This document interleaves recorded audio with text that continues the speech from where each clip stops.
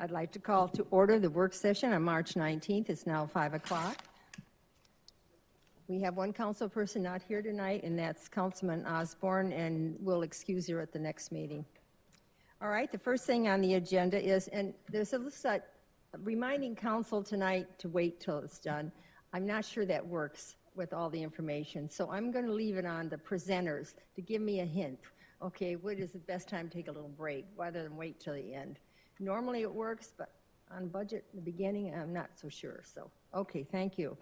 All right, so 3.1 is that the council will be provided an overview of the FY19 compensation and benefit recommendations, as well as information on the citywide base budget and general fund revenue. These people are not new to you. We have Lyman Lockett, Human Resource Director, and Lori Wigenroth, Finance Manager, Budget and Research. You have the floor. Good evening, Mayor and Council. It's my pleasure this evening to bring forward our compensation and benefit recommendations, as well as an overview of the recent negotiations from our meet and confer process with both fire and PD. Tonight, I'm going to start with the overview of our MOUs, and then I'll move through our insurance plan renewals and on to our benefit recommendations. To start, give you a brief overview of our the contract provisions with our fire union. And largely, as we walk through these, there's a lot of data behind this in terms of looking at where we stand with our 10 benchmark cities. So what you're seeing is us staying in market per our compensation philosophy. So our compensation philosophy is to stay at 100% of market, and that was our goal through the process of completing this negotiation process. So what we have is a base pay increase of 5%, a 5% step increase, which is consistent with our pay plan, and then a 1.5% market adjustment in year two for our firefighters for all ranks. There are a number of other provisions that we list here, and again, these are all keeping us in line with our market, which includes hours worked, which is looking at our calculation of overtime, how we go about doing that. Special events planning, an overview of how we pay for special events for our personnel working those. That would include move-up pay and other specialty pays, again, bringing us to 100% of market. A reduction in our uniform allowance, restoring the city's longevity pay, also restoring vacation cash-in. I'll spend a little bit more time talking about those with each of the other groups that we'll discuss, and a 1% deferred contribution. These adjustments will bring us in line with market current day. This is for a 2-year contract, so we would expect the market to move. However, it does bring us in line with the market. Very briefly, just looking at some of the data that we pulled as we were looking at making decisions. This looks at the calculation of overtime, and when we talk about hours worked, essentially what hours worked is counting all hours or forms of pay as hours worked in the calculation of overtime. This is a look at what all of our benchmark cities do, and you can see where there are variations throughout many of the cities. However, as you look at what cities are including as in the calculation of overtime, you can see that this brings us more in line with the majority of the cities. Another area that we looked at were vacation accruals. This looks at fire at our 56-hour personnel, and it looks at all forms of leave. Goodyear depicted in the red bar, and then our market average, and that would be market average within one standard deviation. So anybody that was above or below, we kick the outliers out, and this gives us a true average. So you can see where we're falling behind on our sick, vacation, and personnel or personal leave, if you include those as one category of leave. With what we're recommending in adjusting our accruals, this reflects an adjustment. I'll talk a little bit more in detail about what that adjustment looks like in a later slide, but this will give you an idea of what this adjustment does for us. And essentially, it brings us in line with our competition again, or benchmark cities. Moving on to police. Similarly, police, we're maintaining our program, STEP program. So in each of the years of the 2-year contract, they'll receive a 5% STEP increase. As you'll recall from last year's contract, our sergeants were behind. So in year 1 of the contract, they'll get a 5% market adjustment.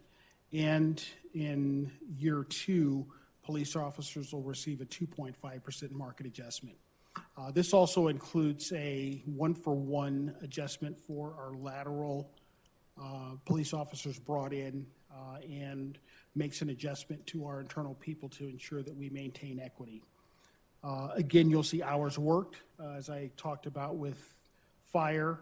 This maintains equity in terms of how we count hours towards the calculation of overtime.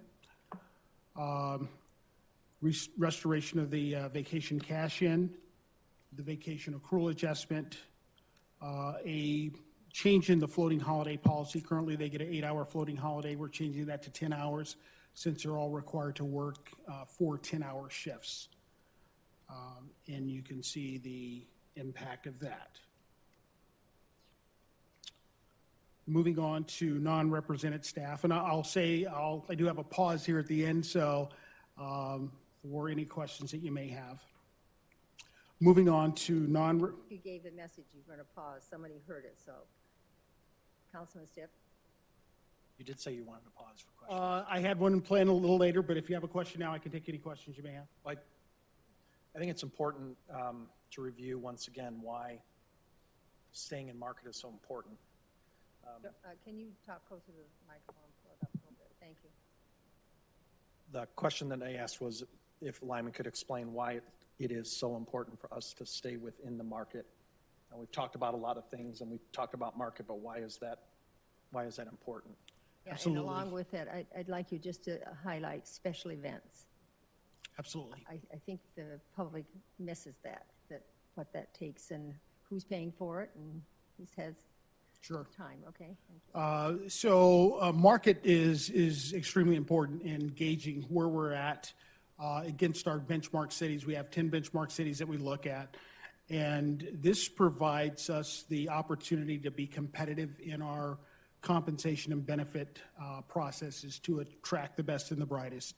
One of the things that we're finding, and this is throughout the state, probably throughout the country, there is a high demand in public safety. So there are, the last I checked, there were over 1,200 open recruitment positions available throughout the state of Arizona. And that number just continues to fluctuate. So most municipalities and county government agencies are recruiting specifically on the police side, but with our fire stations coming online, we'll be in recruiting mode for our new fire station. So we want to be in a position where we can attract and retain the best and the brightest. So it's very important for us to ensure that we're at market when we compare ourselves against others who are going to be recruiting the same individuals. Can I follow up? Wait a minute, you have one more Yeah, question? follow up to that. Okay. All right.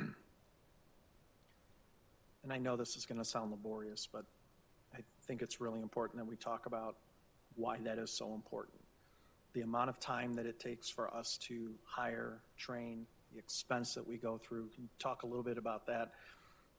And the reason that I ask the questions is we historically are criticized publicly for, wanting to have the best employees that we possibly can have here in the city. And the general public fails to recognize the impact, especially on public safety, of how long it takes to train somebody. And then when we lose them to another community, what is that, the kind of financial impacts that has. So I really was kind of hoping that we'd kind of open that clamshell up a little bit more. Sure. And for our police personnel, for example, They go through the academy, they will go through field training, and it takes 6 months before they're actually on the street doing their job.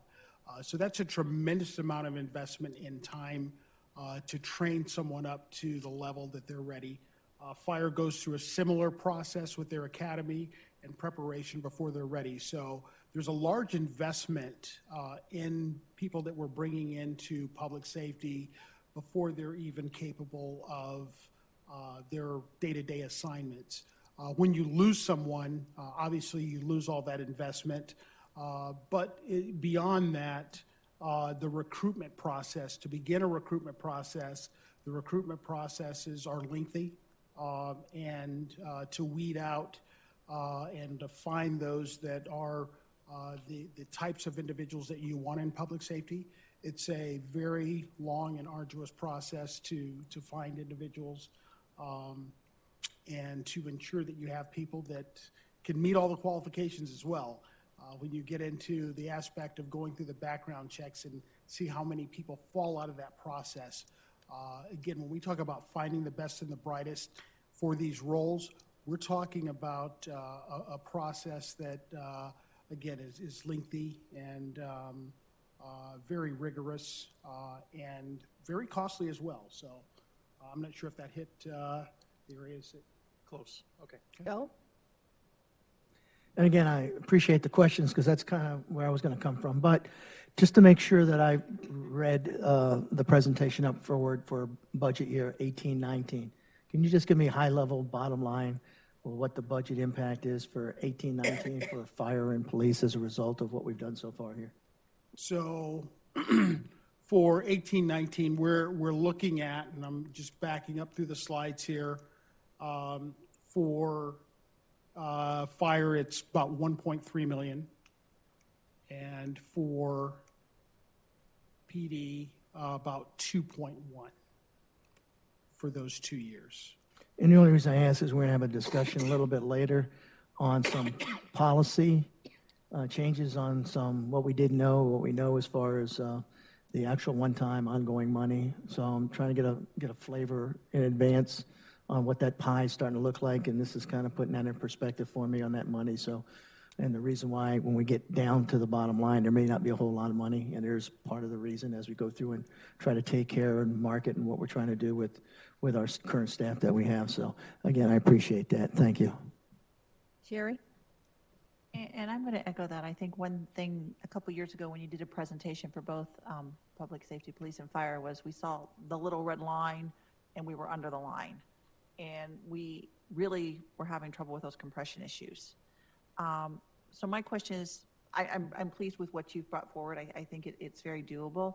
I want to make sure that we're solved those compression issues and that we keep people so that they can move up in the ranks and they don't say, you know, if I'm in fire, I'm going to go to another agency in order to get that promotion and get the money, or if I'm in police to be a sergeant. Have we now solved those issues, or are we still working on those? We are in a much better place than our starting point prior to the contract before this one. This provision also puts in place for both fire and PD a 2.5% gap between each of the ranks. So that relieves that compression issue that we've dealt with for a number of years. And then also works its way into the next rank above. So we still have a gap between those as well. Yeah, because my concern is that we don't want to have someone here for the training issue for like 8 or 9 years, and then it's like, well, we need to, you know, personally, the personal choice is I need to go to another agency to continue my career. So we want to keep people as they move up through the ranks on both of those. Yeah, the other element in provision that we've placed is the recruitment of officers and firefighters, and having for PD, it's a 1-for-1. With the years of service, that puts us in a much better place from a recruitment perspective. And for fire, a 1-for-2 year. Again, we don't recruit as many laterals in fire. However, with new fire stations coming on board, that opportunity may exist and need may exist as well. Just tell staff that these are echoing a little bit up here, the microphones, so we're having a little difficulty. So if anybody happens to go back in the booth, just tell her they're echoing. We'll keep going, but okay. All right. Yeah. You're not, we are over here, it's like. Yeah, we're echoing. I'm in a tunnel. Okay, go ahead. Okay, moving on to non-represented staff. And one of the things that council had requested, was at last year's presentation, was to bring back before council the suspended benefits that we had not yet restored. We have 3 of those, and starting with the vacation cash-in.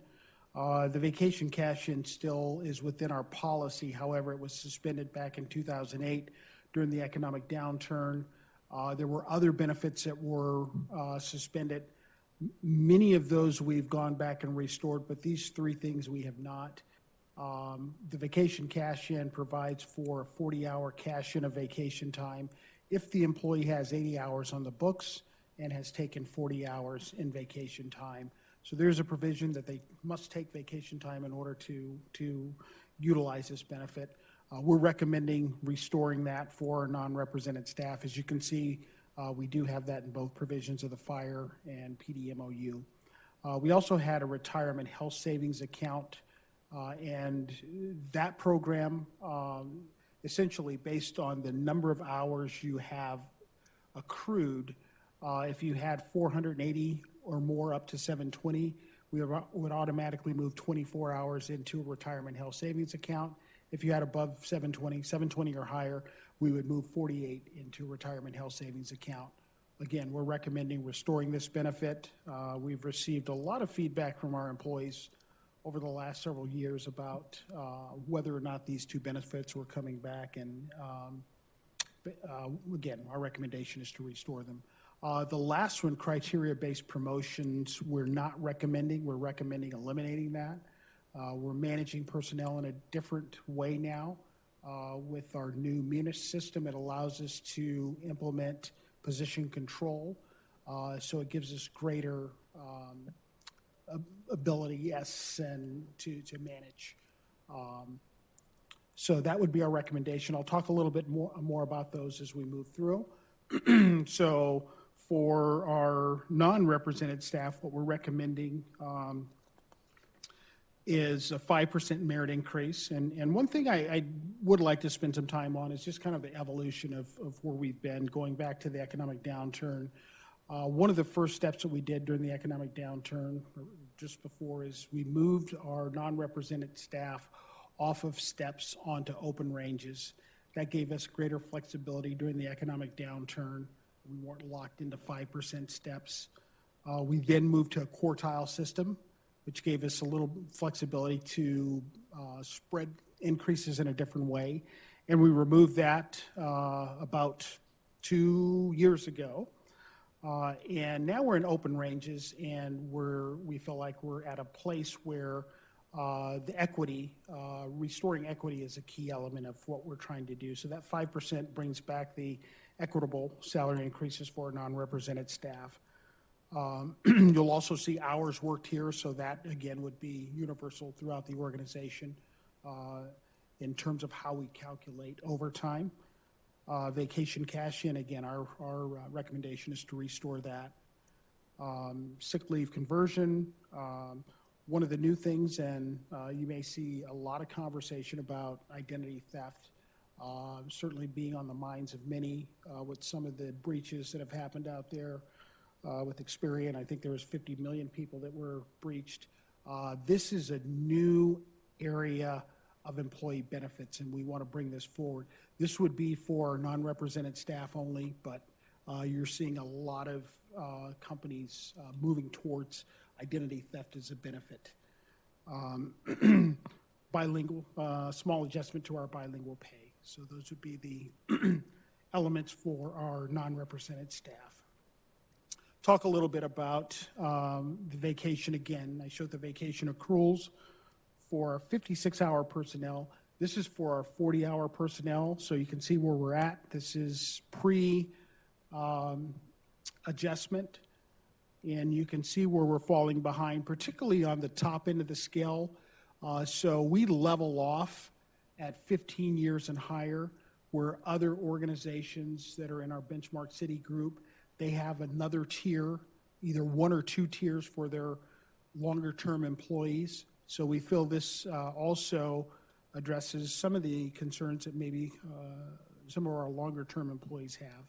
So what we're recommending for our vacation accrual adjustment, and this would be reflective throughout the organization of an adjustment. So the accrual rate moving from 3.69 and 4.31 to 4.4, and then you can work your way through the chart there. I think what would be notable would be at 15 to 20 years and higher. Before we stopped at 6.61 accrual rate. Now we'll have 2 levels there, and we'll move those higher. When we apply this accrual rate, this is the impact of that. So you can see we are more in line with market.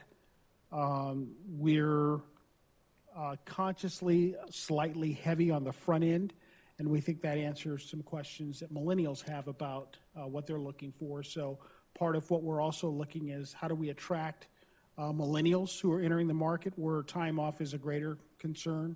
And then we also think it addresses our long-term employees in terms of keeping them in line with market as well. I'll talk about Identity Guard very quickly. What Identity Guard provides would be the value service, which would be the column on the left-hand side. That would be a city-paid benefit for employees and their families. Again, this is non-represented staff only. And it would be $1 million worth of identity theft insurance. There are a few components here. Dark web monitoring, so if somebody's selling your information out on the dark web, they have the ability to go in and fish that out and find where those things are happening. Access to a victim recovery specialist.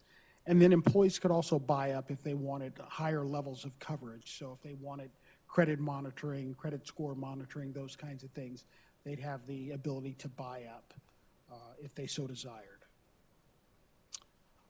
The other area that we're looking to enhance our benefits with would be legal services, and this would be something that would be available to all employees.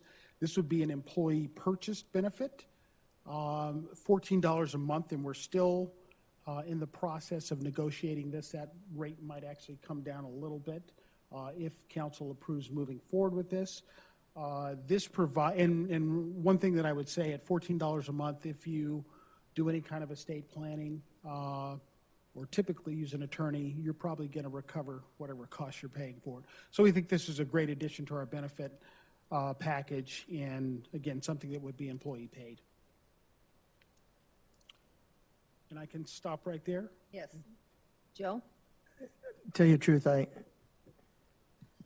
like this offer. The reason being, in today's world, especially young families and families growing up, if you can get a benefit, and again, it's optional and they're going to be paying for it, to help in their estate planning and family and personal lawsuits, especially estate planning nowadays, to try to mitigate setting up something for their kids long term. I could see major value in this going on. So I guess my question is, it's so much a month, but is there some type of, in addition to that, is there a, what do you call, copay or a reduced hourly rate if they want to sit down with an attorney to do some estate planning or how to leave, set up stuff for their kids? The way the plan is set up, there are no copays.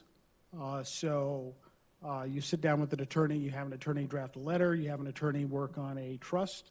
There are no copays associated with that. So it's a great value. It's an incredible value for the price.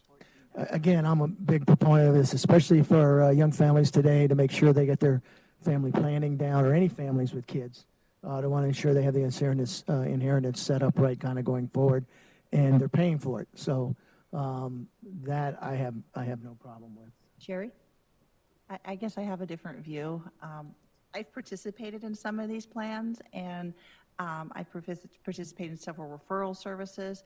Without getting more information, some of these plans, which I would hate to set our employees up for something that sounds good, and then you go there, it's like, well, this is an exclusion. There are so many exclusions. Like, they don't actually sit down and do the whole financial plan with you, but they'll introduce you to the attorney, and then the attorney will sit there and say, okay, well, now, this is, I'm outlining it for you here for your consultation. That's what you get for your $14 a month.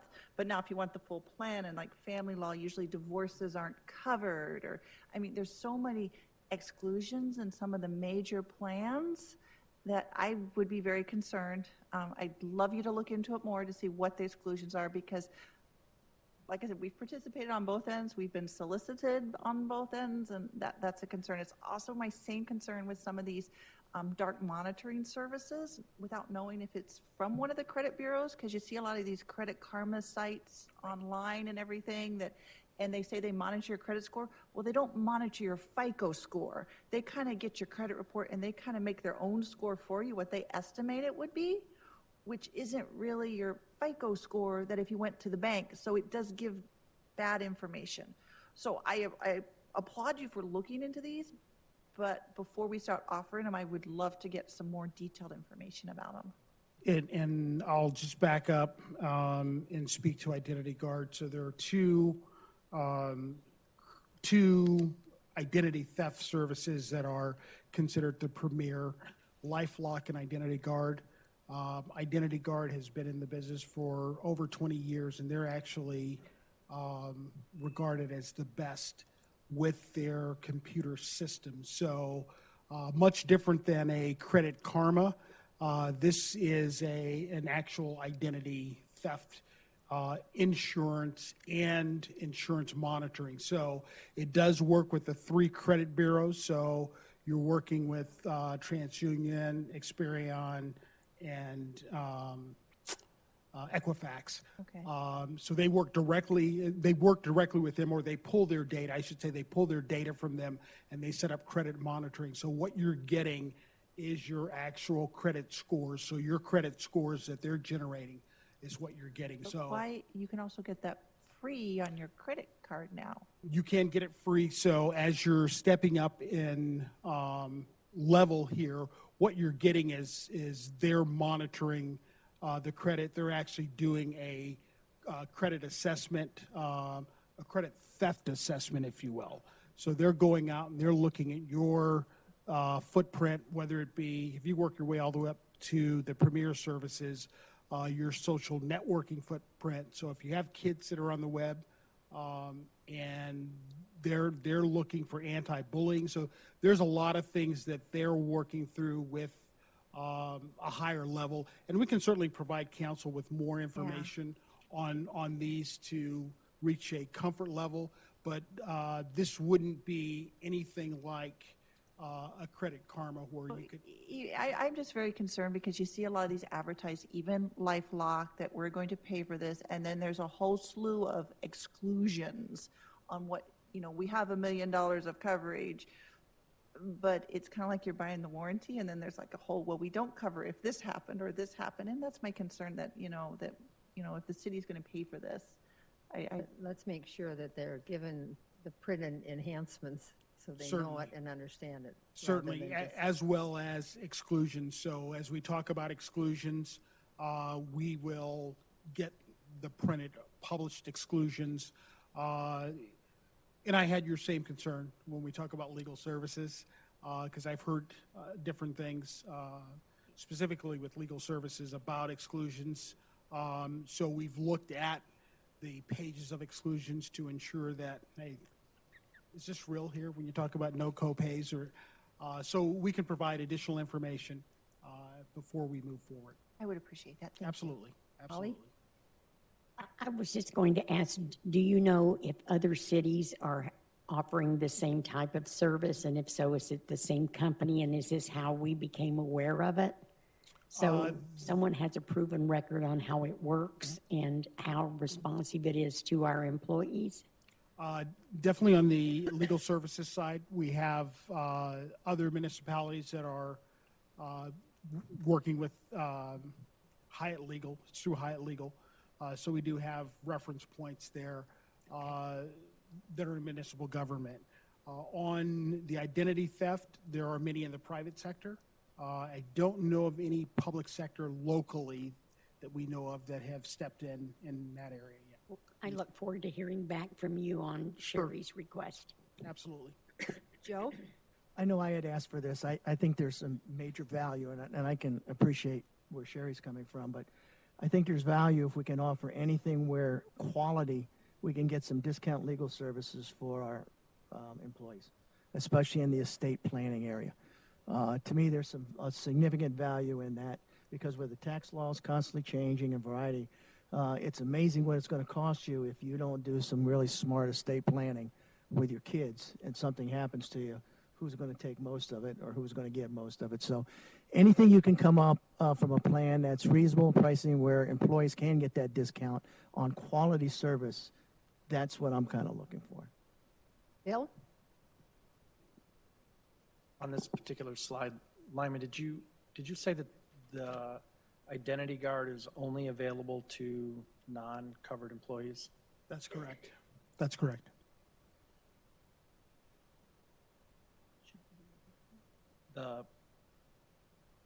One of the things that we have tried and emphasized is that we try to treat all of our employees the same, and things that are negotiated are brought over to the non-sworn employees, and this seems like something that bubbled up and is not available to the sworn employees. And so the theoretical argument is, well, they didn't ask for it at the negotiating table, we'll just let it go, and then we can guarantee that in 2 years, they're going to come back and ask for it. What is the cost to the city for this particular program? Because I understand the legal program is available to all of the employees. So I'm trying to figure out why we're going through this separation now. And I don't want to negotiate in public either, so. Certainly. Let me answer that. There wasn't room to bring this up during negotiation, so it was one of the things that we were contemplating, but with all the other elements, we just didn't have room to bring this in. Can certainly understand your concern, and I think that's always been our objective. However, in this particular case, We understand the negotiations, so Okay, so, each one of us have been aware of that. yeah, so the cost to the city for this program? $40,000. And I guess my question based on that is there a reason that we're bringing this forward? This isn't, I don't remember this coming up in employee surveys or anything else that we're requesting an identity theft insurance program that we would spend $40,000 on that was something that they haven't asked for. So a lot of what we get, and actually one of our most successful elements of wellness is our financial wellness. So we're getting a lot of requests for financial wellness elements. This fits into that category from our perspective. So we have had questions about identity theft. We've had questions about legal services as well from employees. So we have received feedback in this area in terms of offerings. Is that also benchmarked? In terms of with other cities, That type of program? we know of some other cities that have specifically the legal services as a benefit, but not identity theft. Is that some of interest to see the benchmark of it, Yeah, program? we're trying to retain the best employees, and I'm 100% behind that. And I think, the equity pay and the market, and I don't dispute that one bit. And we're taking a pretty bold step forward this year than we have in any previous year with the amount of money that we're talking about for step adjustments and for the equity between the sworn and the non-sworn. And $40,000 out of a $100 million budget isn't a whole lot of money, but it's still 40 grand, and that's a lot of money. So I'd like to see some more, some benchmarks behind that, and we might as well just pack another however much it's going to cost for the sworn folks and get ready for it in 2 years because it's going to come. And I'm unsure of where we're headed with that. Well, I think our bold movement was because of our bold discount to the employees. So I don't consider this a bold movement. I consider it necessary and earned, and sacrifices on the other part. So I don't look at it the same way you do. I think you bring a point of this is a new program. If anybody else is concerned, we could certainly get benchmarked or find out, and I think that would that be helpful information? Just have a comment. I'm just gonna, we're not voting on this. I'd but like just- to ask something. though. Just kind of give me something for what I might, I just need to ask something first before. on this? Uh-huh. All right, then I'll let you have the All floor. right, so am I understanding this correctly, that we're going to offer the legal services to everybody? That's correct. Everybody, all 595 employees, or however many we have this month? That's correct. Okay, but we're only going to offer the identity theft insurance to part of our employees, That's correct. Only to our non-represented. all right? So did you, is it against the rules of an MOU negotiations to offer something that's not on the table when we're giving it to a large portion of our employees? I don't quite understand that part. No, it's not against the rules. We do have some benefits like tuition reimbursement or tuition assistance, Sure, for example, yeah. that we offer, and it's not part of the MOUs. Okay, So that ability certainly is there. all right. I think that through the course of negotiations, there were priorities, and Sure. Well, I understand It's a balance. both sides coming in with their negotiation part and then working out those points to their agreement.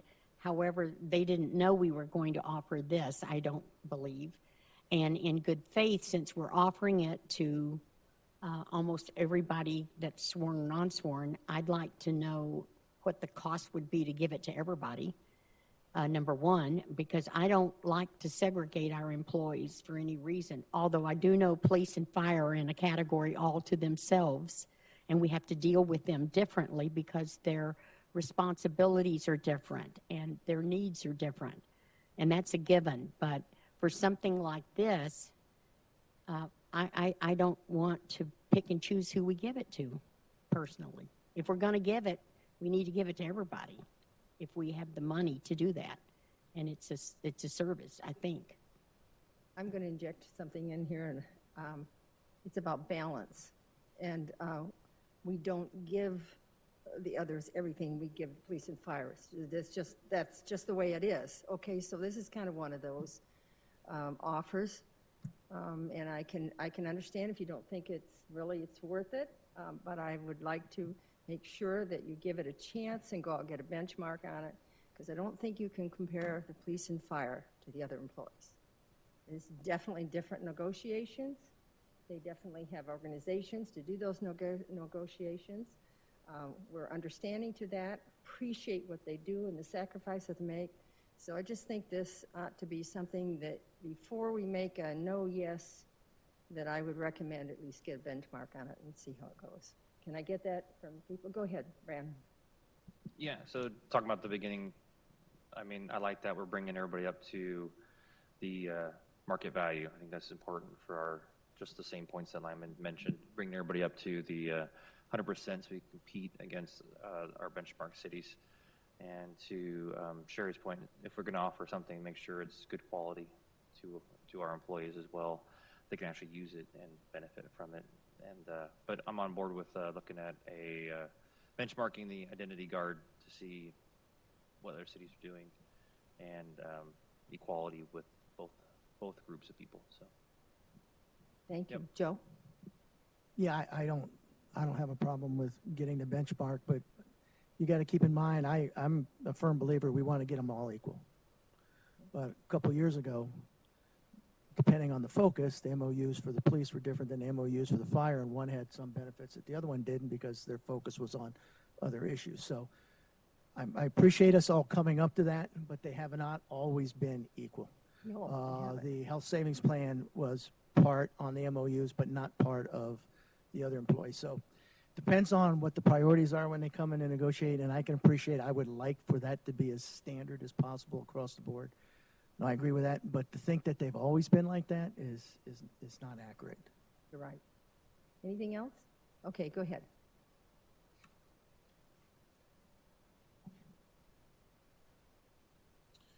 Okay, moving on to our benefit renewals. I'm going to give you a quick update on some of our cost containment efforts with our self-insured healthcare plan, wellness clinic, healthy issue, which is our telemedicine, our wellness program, and then just closing out our fully insured plan with the 50% dividend eligible plan. So first off,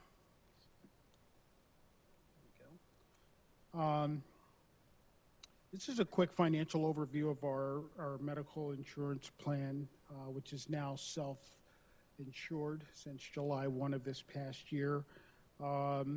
Top line there reflects the premiums or the funding coming into the plan. Next line is our incurred in our IBNR, our incurred but not reported claims. Our fixed costs, which are our administrative services only fees, and our stop loss coverage. And that leaves in the plan a reserve of $1 million. And then we also have, which I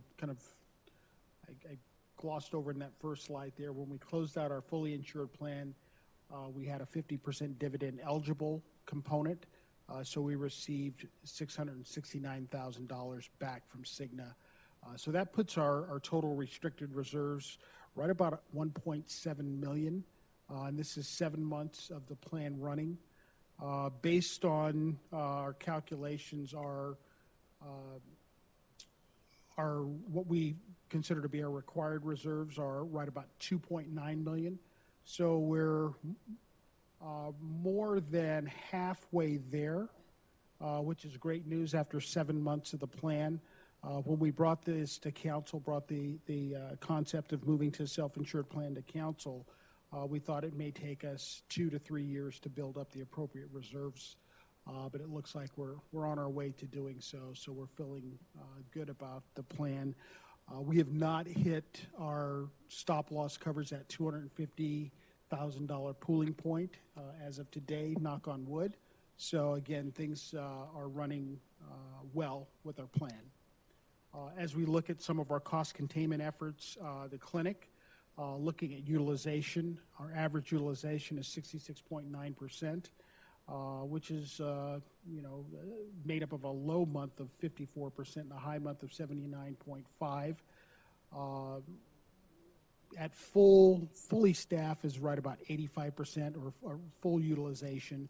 If you're going above 85 or you're at 85 all the time, things get a little chaotic.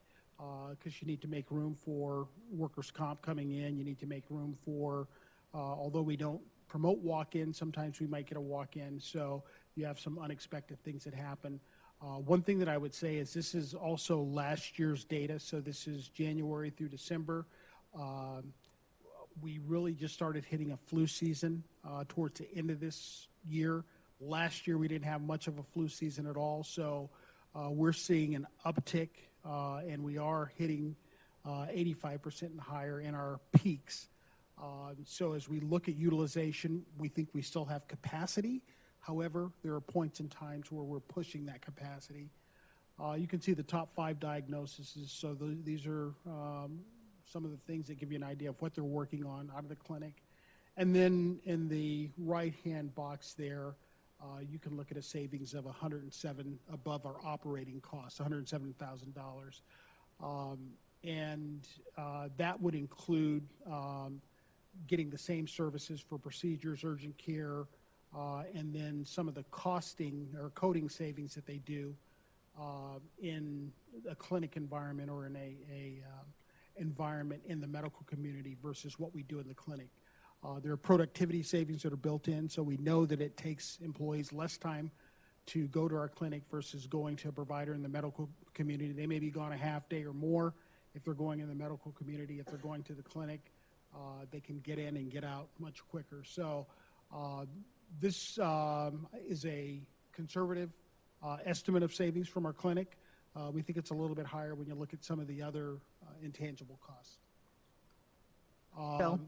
Sorry. Sure. Joe? On our self-insured, Cigna is kind of our administrator, correct? Does Cigna have to be our administrator? Can we bid that and use Cigna, the same doctor plan? And here's the reason why I asked that.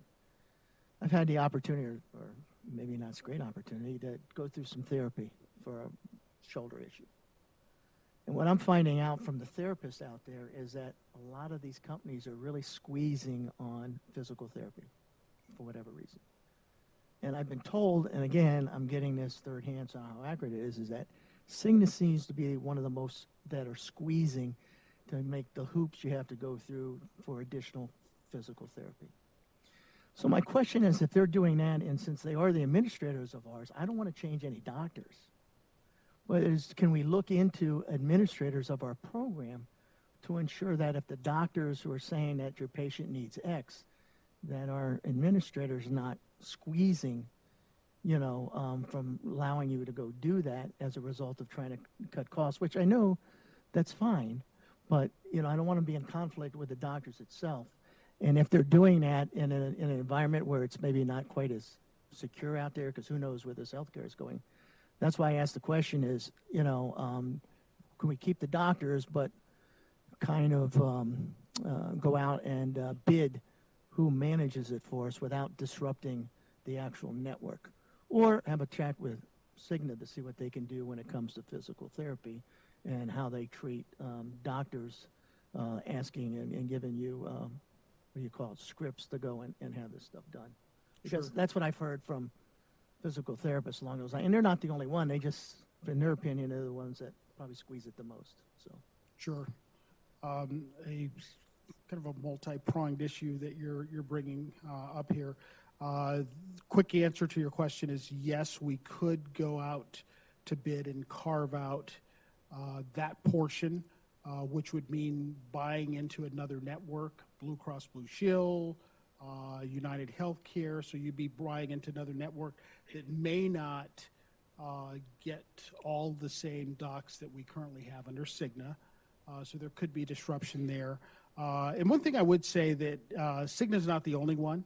I think when you look at the protocols, I think we're seeing that throughout the medical industry. That said, being self-insured gives us a little bit more flexibility in terms of our plan design. Certainly cost comes with changing protocols, but it's certainly something that we can continue to look at.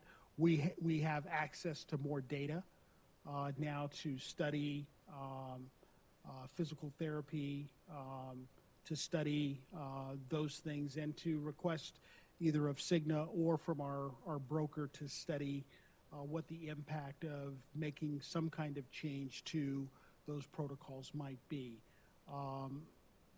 And I appreciate that. What I'm wondering is if sometimes, are they really looking at the bigger picture? Is it cheaper to shoot somebody up with painkillers or other types of drugs, which I would think not, as opposed to maybe a few more therapy to break loose whatever that issue happens to be, or to have maybe go under the knife to fix the problem.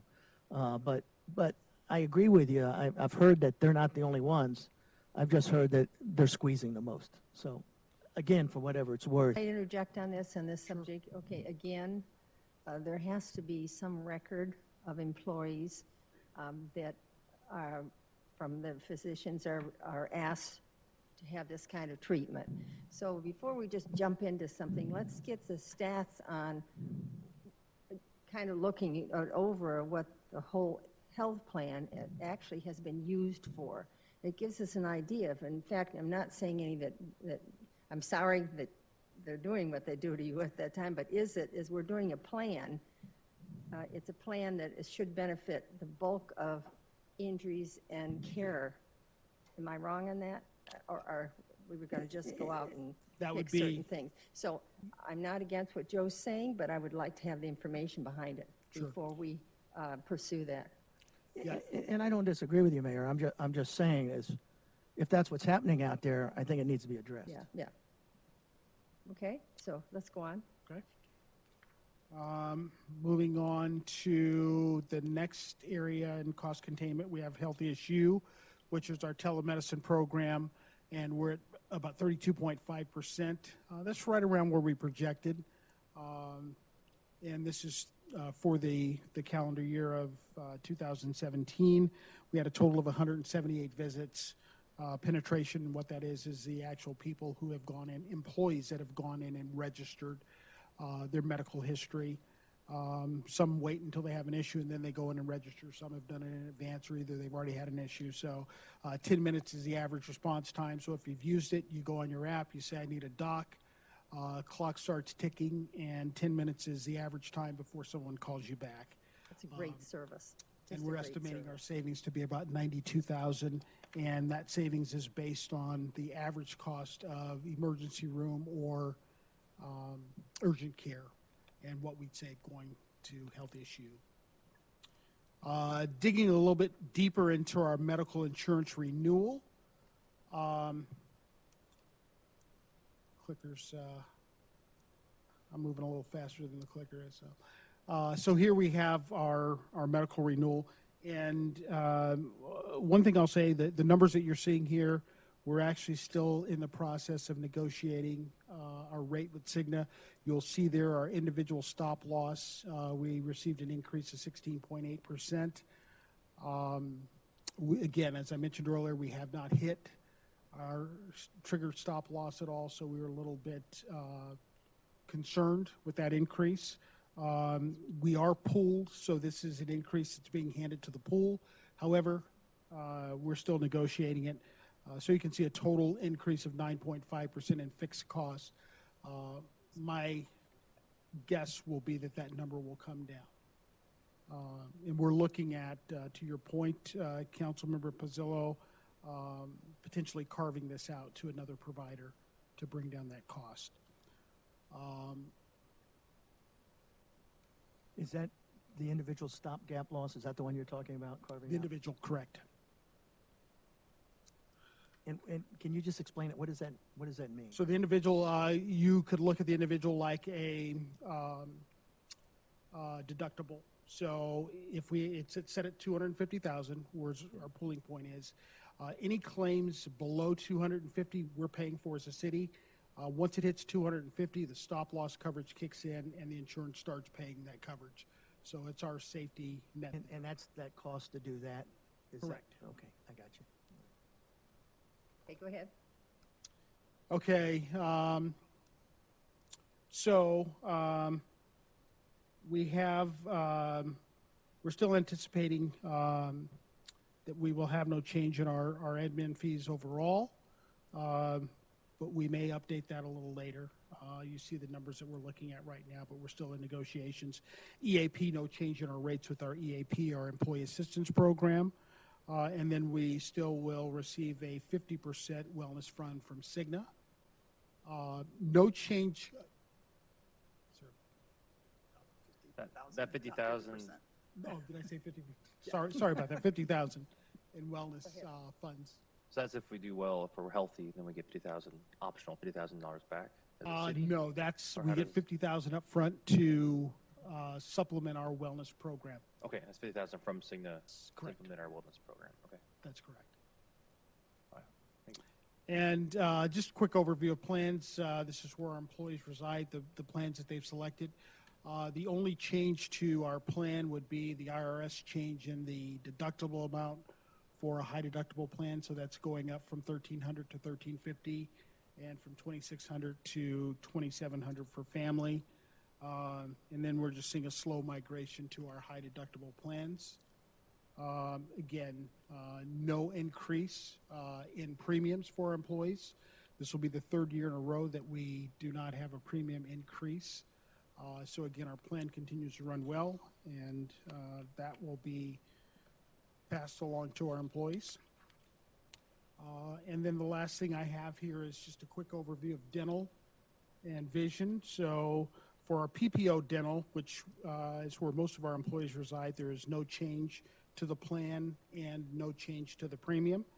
For our dental HMO plan, there's a 2.5% increase, and that's a city-paid plan.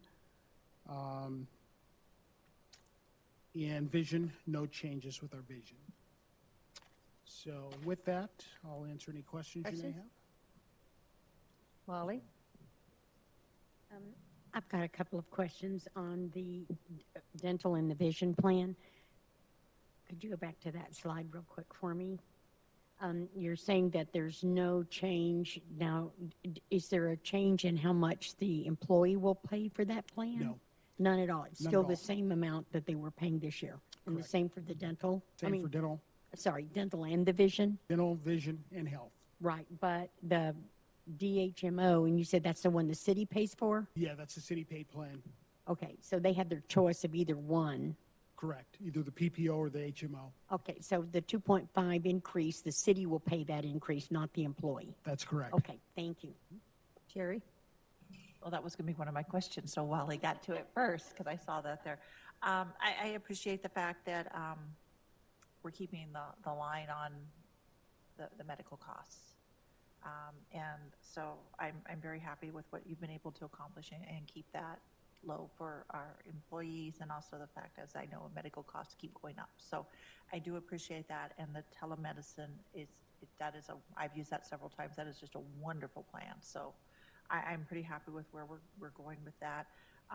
For the IRS change was only in the one plan? It didn't expect the higher one, though? Yeah, that's the minimum deductible for a high deductible plan. So the IRS suggests the minimum deductibles every year, much like they do some of the other 457 max will go up, and this is one of their annual adjustments.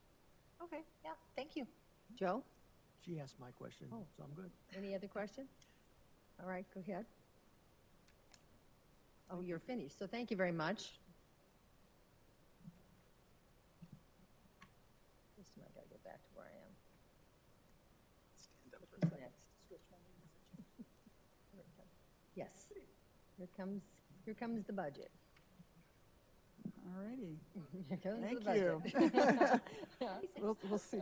I could hear a little bit of that echo every once in a while, too, so I hope if I'm echoing, if I can talk quieter and louder, let me know. It's just echoing all over. I feel like I'm in a chamber.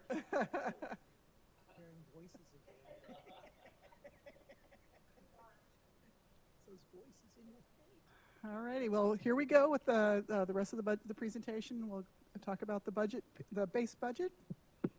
So first, just wanted to outline for you again what the plan is for moving forward with the budget.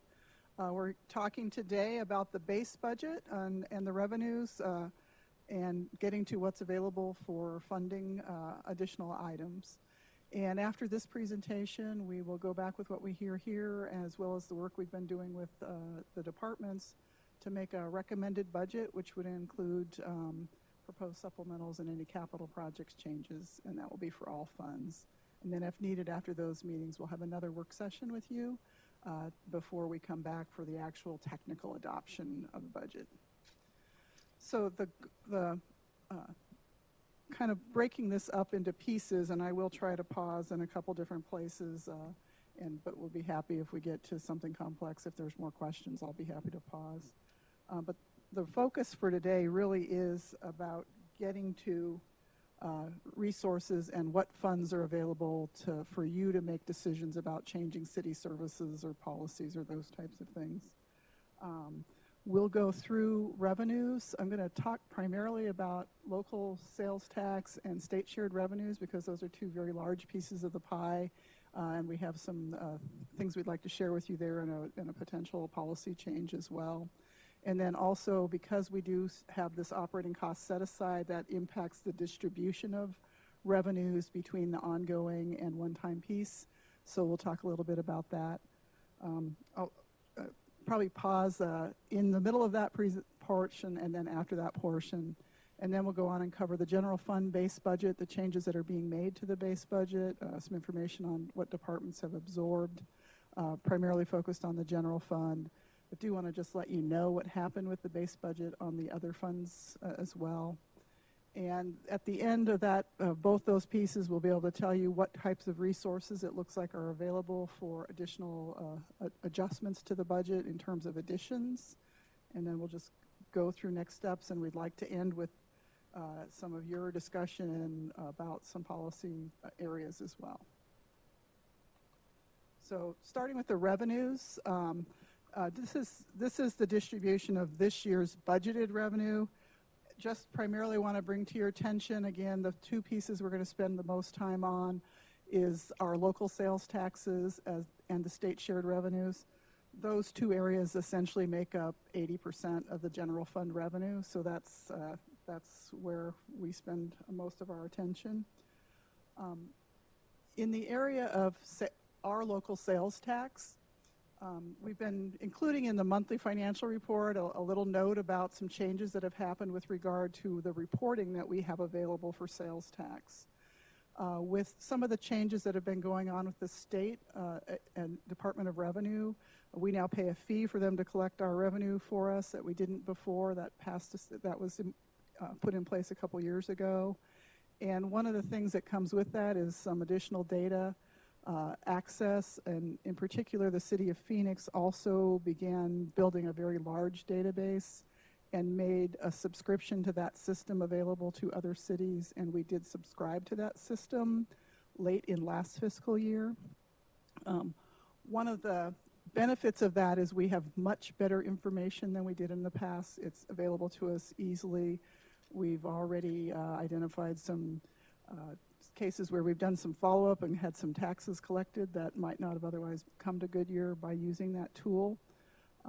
But we're also learning that there are some that perhaps the information we had in the past was not the best information. And as a result of that, we are going to be recommending a policy or a practice change with regard to local sales tax. So what I wanted to do first is kind of walk you through what's involved with why this reporting difference has occurred. So I'm going to step through several slides to try to communicate kind of the concept behind this. Not all these numbers are real. This is an example.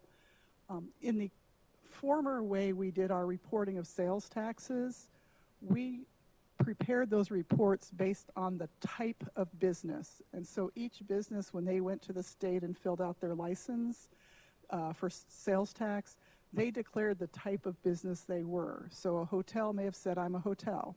A contractor may have said, if they were selling spec buildings, they might have called themselves a retailer because they sell homes or they sell buildings. Another contractor may have labeled themselves as a contractor.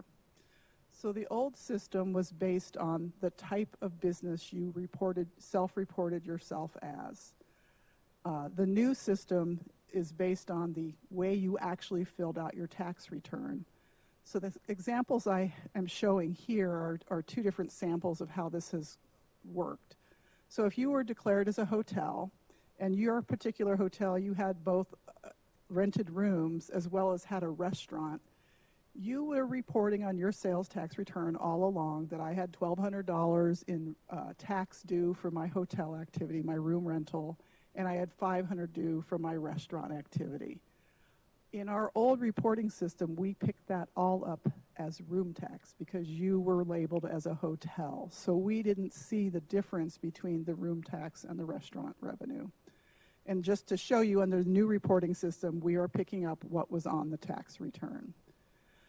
So in the case of contractors, it's a little bit more difficult for us. You know, within room tax and restaurant, that's all within the ongoing, what we consider ongoing revenue. But if you did have a contractor who labeled themselves as a retail entity, they were filling out a tax return, reporting construction at the 3.5% rate, and they paid us their $1,200. But we were reporting that in our financial reporting as retail revenue. So we were seeing that as ongoing revenue, even though it was a contractor. And then in our new reporting, we're now picking that up as contracting. So that's kind of the concept that is happening. So this next piece, I'm using colors. We're going to see this same slide 3 times in a row, and I'm just trying to use the colors to highlight different years. to kind of, again, demonstrate what this looks like in terms of our own revenue. So this slide, we're showing you what happened in FY17, so last fiscal year. Most of last year, we were on the old reporting system. It wasn't till late in the year that we picked up the new one. So last year, our actual revenues are the first column that's highlighted in blue. We recorded $50 million in sales tax. 43 of that was in ongoing categories, and about 7 was in construction. When we use that new reporting system, you'll see the number is still the same at the top, but the distribution between the ongoing categories such as retail and restaurant and bar and hotel, it is lower, and the contracting is higher. It's same data, just reported using 2 different methods. So again, the purpose primarily of this slide is to show you that this year's budget was prepared under that former method, but we're preparing this year's estimate based on the new reporting system. So we're starting to use that data that we have to better prepare our revenue estimates.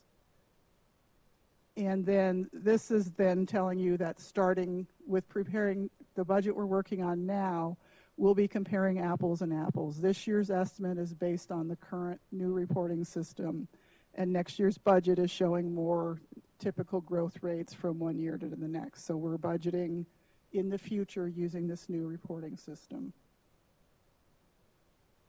Joe? Yeah, so I was going to if there's a question about this, this is a good point. Joe?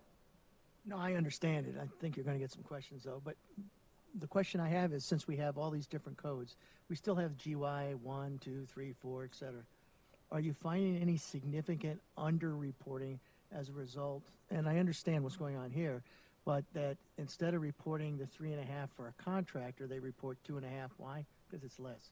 Are you finding any significant underreporting as a result of just picking the wrong codes in the right class? We're not in this particular exercise, it helped us find the ones where they were reporting correctly. Right. We are using the data on a regular basis to look for those types of options. We haven't found anything in particular so far. More of what we found is somebody who may have reported to another's revenue might have been sent to another city in error, so we've been looking for those and finding those. Okay, but nothing significant. Nothing's popping out that's saying we've got somebody out there who's avoiding reporting in the proper category to avoid a higher tax rate. Okay, because I remember many years ago when I used to do this, sometimes businesses have a tendency to go, I like 2.5 versus 3.5, so I'll throw it in there. So, yeah, it's my understanding that historically that maybe that was happening, but then when folks recognized there was a 65% or the 35% reduction on the contracting side, that they started, may have helped fix that as well. Okay, thanks. Alrighty.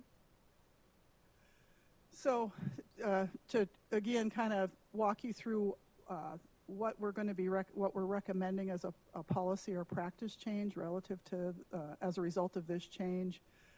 Essentially, we have been using, because of this, we have been using construction sales tax to support our ongoing budget. Our policy says that's not what we would do, that we would use that for one time. But the facts are we have been. This just shows you actual sales taxes over the last several years using the new reporting method. So it's mostly to show you that contracting can be volatile when things are going very well. It also shows you kind of where our low level was. But in the last several years, it's been fairly consistent. This slide takes that blue part of the bar, that construction sales tax portion of what we just showed you, and it breaks it into the 2 pieces. We are required by state statute, because our base tax rate is 2.5%, but our contracting tax rate is 3.5%. So state statute, that what came into effect in 2014 with regard to the impact fees, requires that any portion of our contracting tax rate above our base rate be dedicated to the impact fee program. So what you're seeing here is that construction sales tax being broken into those 2 pieces. Granted, I'm showing you as if that rule existed prior to 2014, mostly because we want to focus on the purple part of the bar, which is what the general fund share is today. So those purple bars represent the 2.5% portion of construction sales tax. And what we're trying to do is find a way to recommend to you a level of construction sales tax that we think should be considered part of our ongoing revenue. And so we looked at, we kind of limited our look to the last 8 years because we didn't want to pick up 09 and 10 when we were booming. That's not the way the current environment looks. So we looked at the average of the lowest 5 years in fiscal 10 through last year. And that's about 5.1 million a year in construction sales tax. If you just look at the straight 5-year average, it's 6.9 million, and if you look at the 8-year average, it's 5.9 million. So what we're recommending is that that line is at the 5 million level.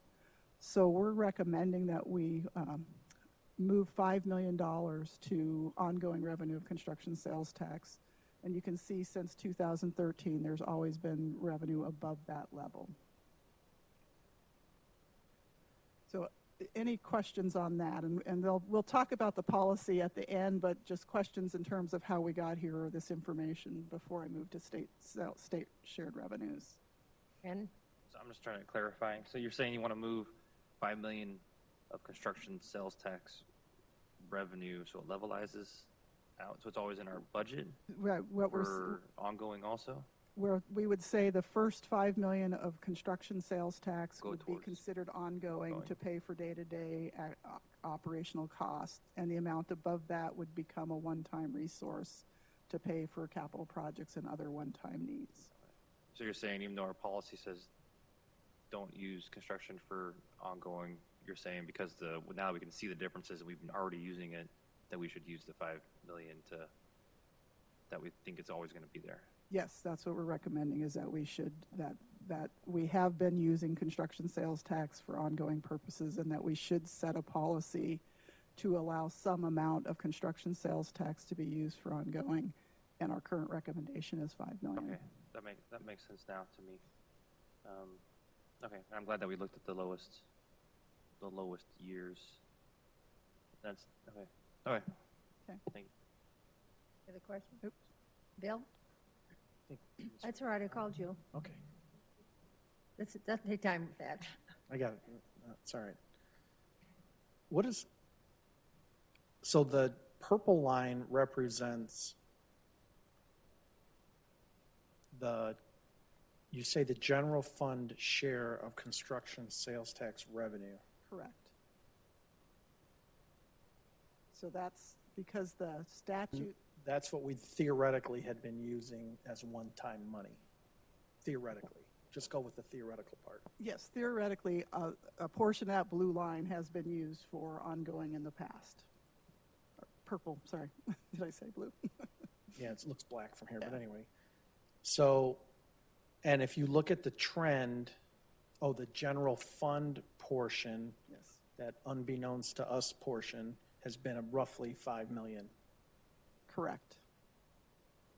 The whole concept of not, and I realize what it is I'm about to say, but the whole concept of us not using one-time money for ongoing expenses is so that we don't get ourselves in a position down the road that we're 5 million short when construction slows.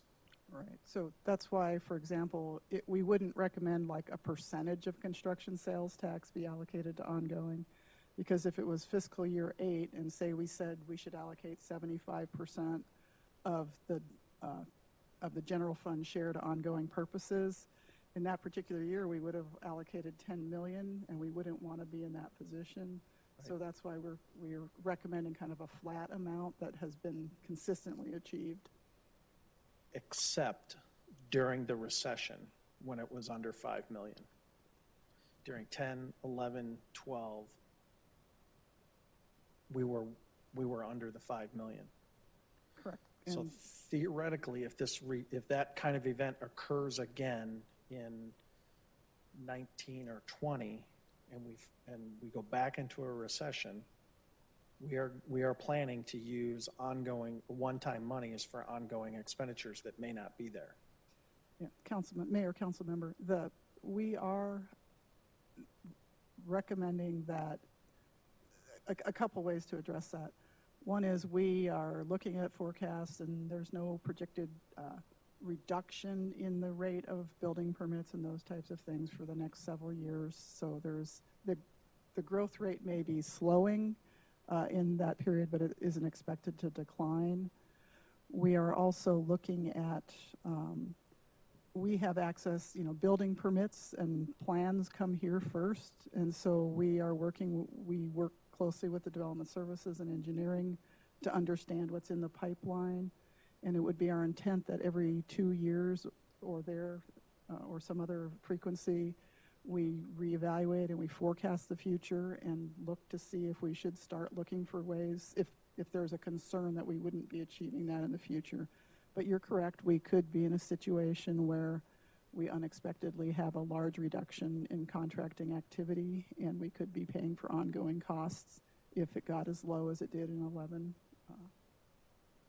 So I guess to kind of summarize, I'm concerned that the 5 million is too high. My gut says we shouldn't do it at all, but the reality is we need to. I would love for us to be able to say we're going to get to a point where we're going to wean off of it entirely, but I don't know if that's possible given how we're doing this. But I think 5 million is too high, and I'm fairly confident that no one predicted the crash in 2008 to occur until a few months before that happened. And the information that I hear from the development community and the bankers is that potential for another recession is in 20 or 21. So it's not that far down the road, and since we're doing 19. So I'm personally am not as optimistic as you guys are, which is why I'd like to see that number a little bit lower. That's my 2 cents. Joe? I can appreciate Councilman Stipp's concerns. I personally like that policy we have in place, but I guess reality check comes in, and because of what we have, it's kind of difficult. But I just kind of throw this out to maybe address some of your concerns with what I call sensitivity analysis. You take your average and you take 85% of it, or 90% of it. Something a little less than what the average is, that gives you a little bit of what I call wiggle room in case something goes wrong, 85, 90%. Just a thought. I know you can't get it all down, but at the same token, if something does happen, I think if we're in the 4 range, a little over 4 range, we could probably figure out how to plug that for a few years, But just a thought on there. What's that old saying? You don't know what you know until you don't know, type of thing. And, and as a result of using these funds, you can't just drop all 5 of it to do what we need to do. It's just reality's not there. But at the same token, I always tell my students, sensitivity. What if, we run it at 85? What if we run it at 80 something instead of 100% of the average of the 5 million? I just throw that out to the rest of you to think about that, to address what Councilmember Stipp's talking about. Thank you. Sherry? I think I have to agree with Joe and Bill on this one. I'm more comfortable, I think, at the 4, because when I look at the height of the recession on that chart, they all stayed above except for 1 year, and that was just slightly below the 4, and it would be a little more, I guess, safety net and conservative for me to feel like, because like you said, we've been doing it, but I'd hate to build a budget on what we might not necessarily have if it crashes again. So I'd be a little comfortable, I think, down at the 4. Any other comments? Molly? So Lori, I'm going to change the subject just a hair. How much is in our rainy day fund? The contingency. 2 months or 3? We changed the policy on the contingency with last year's budget to 15% of ongoing revenue. So it's currently $17.8 million. We're recommending reducing it to the 15% later in this presentation. So if we have 17 million there and we want to do 5 million here, if we found we were short, we could take a little from the 17 million and still balance it out. Could we not? Mayor, council member, as we go further in the presentation, you'll see where we've actually done some balancing Oh, out, good. so you can Okay. see what is going on. But the purpose of a rainy day fund, such as the contingency, is when you have something like happened in 11, where you Right. don't anticipate something, Right. and that gives you the capacity to figure your way out as to where to move forward. Right, okay. To me, 5 million is a safe number because it could be up to 5, I think, depending on our expenses and how much it is. So I'm good either way because we know we've got to have some money put away, and then we want to use the construction sales tax for what it's intended to help us. So I'm good with whatever you suggest. Okay. Any other comments? Yes, Brandon? Yeah, I mean, I agree. I want to be conservative on it as well. I mean, yeah, the forecasting, if we see, I mean, it almost went down, cut it in half from 09 to 10.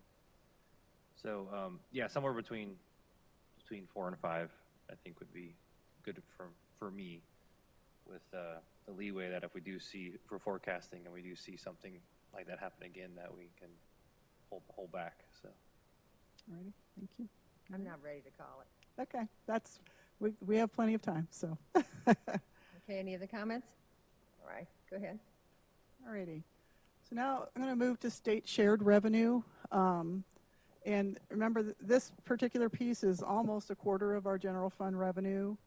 And if you look at the information we're providing here, we're collecting about 20 million this year from state shared revenues. What I want to draw your attention to is the first line of state shared revenue, which is called urban revenue sharing. It's our share of the state's income tax. And you'll see that we're estimating no growth in that particular line item for next year. So that's about 10 or 11% of our revenue in that one area. That is because of some legislative changes that have happened in the past to corporate income taxes that have been reducing corporate income taxes at a higher rate than individual income taxes are growing. So the state has been experiencing declines in its income tax revenue, and therefore our portion of that is. It's shared 2 years late, so we kind of know ahead of time what it's going to look like. So we've assumed 0% growth. We did get some information today that we're actually probably going to be told it will be a 1% reduction in that particular revenue. However, that's not been adjusted for population yet, so I think we'll probably still be okay with that estimate. And some of the other line items, the state shared sales tax and the in lieu tax, they're also recommending 6%. So that should help to offset some of that as well. So got a little bit better information than we did when we prepared this slide. So we'll probably overall be okay in this area. But we also don't anticipate that we will have growth in state shared income taxes in the next year either. So we're probably still 2 years away from growth in that particular line item of Don't have revenue. much control over that. No. That's a state level. Right, And and that's it's the conversation. The conversation is saying, watch out, gonna be less. Is it- Joe? Isn't this where the governor wants to eliminate it totally? I just hate to put hate to throw a downer on the whole thing, but isn't this where he wants to eliminate it totally? That was part of his platform when he ran his first time, and he didn't do it. So watch out. Maybe if he gets reelected, I don't know, but that's a lot of money there.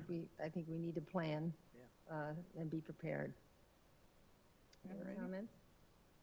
Okay, go ahead. So just wanted to give you some information. So last year when we did the forecast, we forecasted that from local sales tax and state shared revenues, we'd see anywhere from a $2 to a $4.6 million increase in new revenue.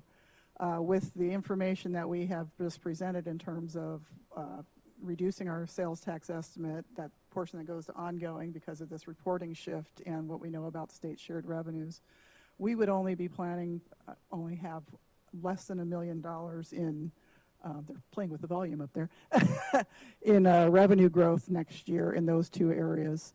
And so this is showing you that recommendation of adding in that 5 million to shift that 5 million from construction on one time over to ongoing, which would put us at a 5.9 increase in our revenues. And just to go over the rest of the revenues, primary property tax, again, is about 10%. It is limited constitutionally and by statute to 2% growth plus new construction.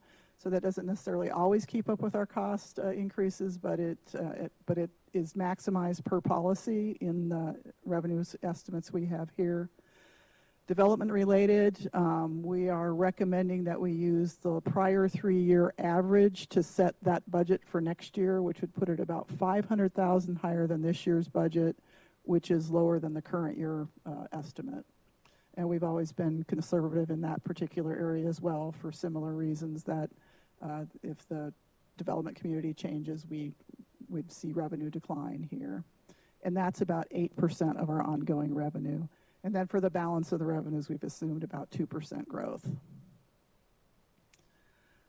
So to go through the next piece of the revenue puzzle in terms of distributing resources between the ongoing and one-time general fund, the O&M set aside was established 2 years ago in the FY17 budget, and that is the concept where we are building our ongoing budget capacity by spending ongoing revenues on one-time things so that we don't become reliant on them when we know there are things coming up in the future.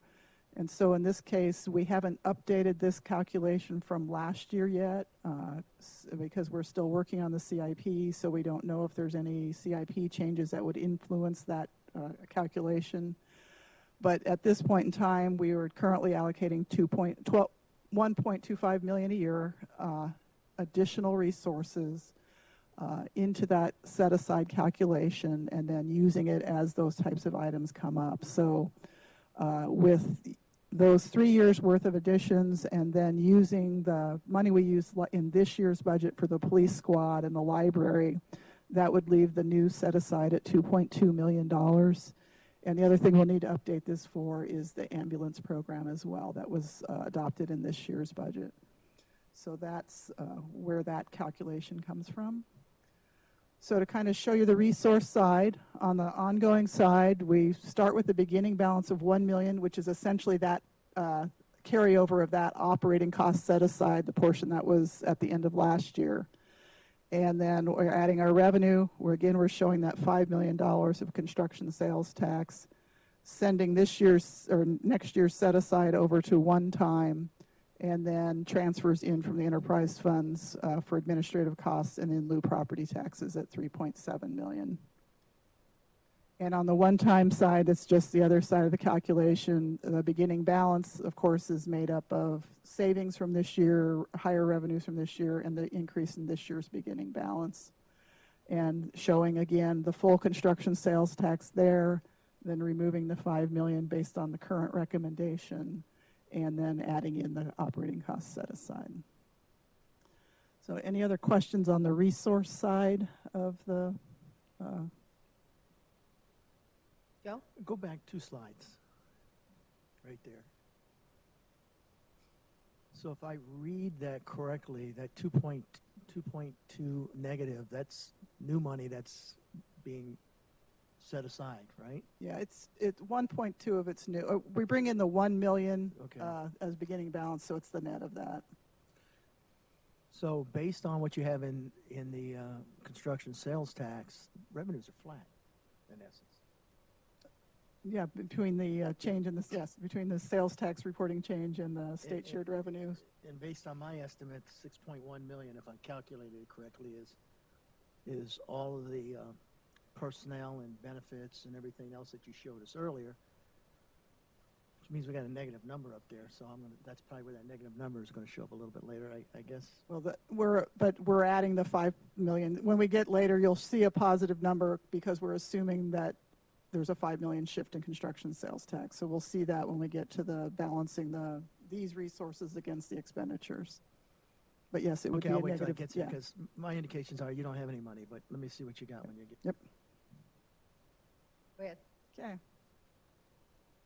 All right, expenditures. This is this year's operating budget, primarily just to show you that the whole general fund budget, and then that about 63% of that, or that's almost 79 million, goes to day-to-day operations on the ongoing side of the puzzle, as well as the long-term debt that sits over there at about 1%. Oops. And then taking that 78 million of ongoing costs, or the department operating costs, almost 75% of that is the salaries that you were just hearing and just talking about. So that is where the largest part of our budget goes. And then just to give you an idea of how that then is, the 78 million is distributed between departments. This just shows you what the base budget we're proposing is for each of these departments, and gives you a sense of how those resources are distributed. So in terms of what we're presenting here today and for expenses or uses, we have, in the prior years, we've come to you, and part of the supplementals were, here's a whole bunch of things like utility increases, water rate increases, so the contract for Sonoran Valley Services is going to go up. The waste management contract is going to go up. And they're pretty much have-to-dos unless you wanted to make a policy change to change our service levels in those types of areas.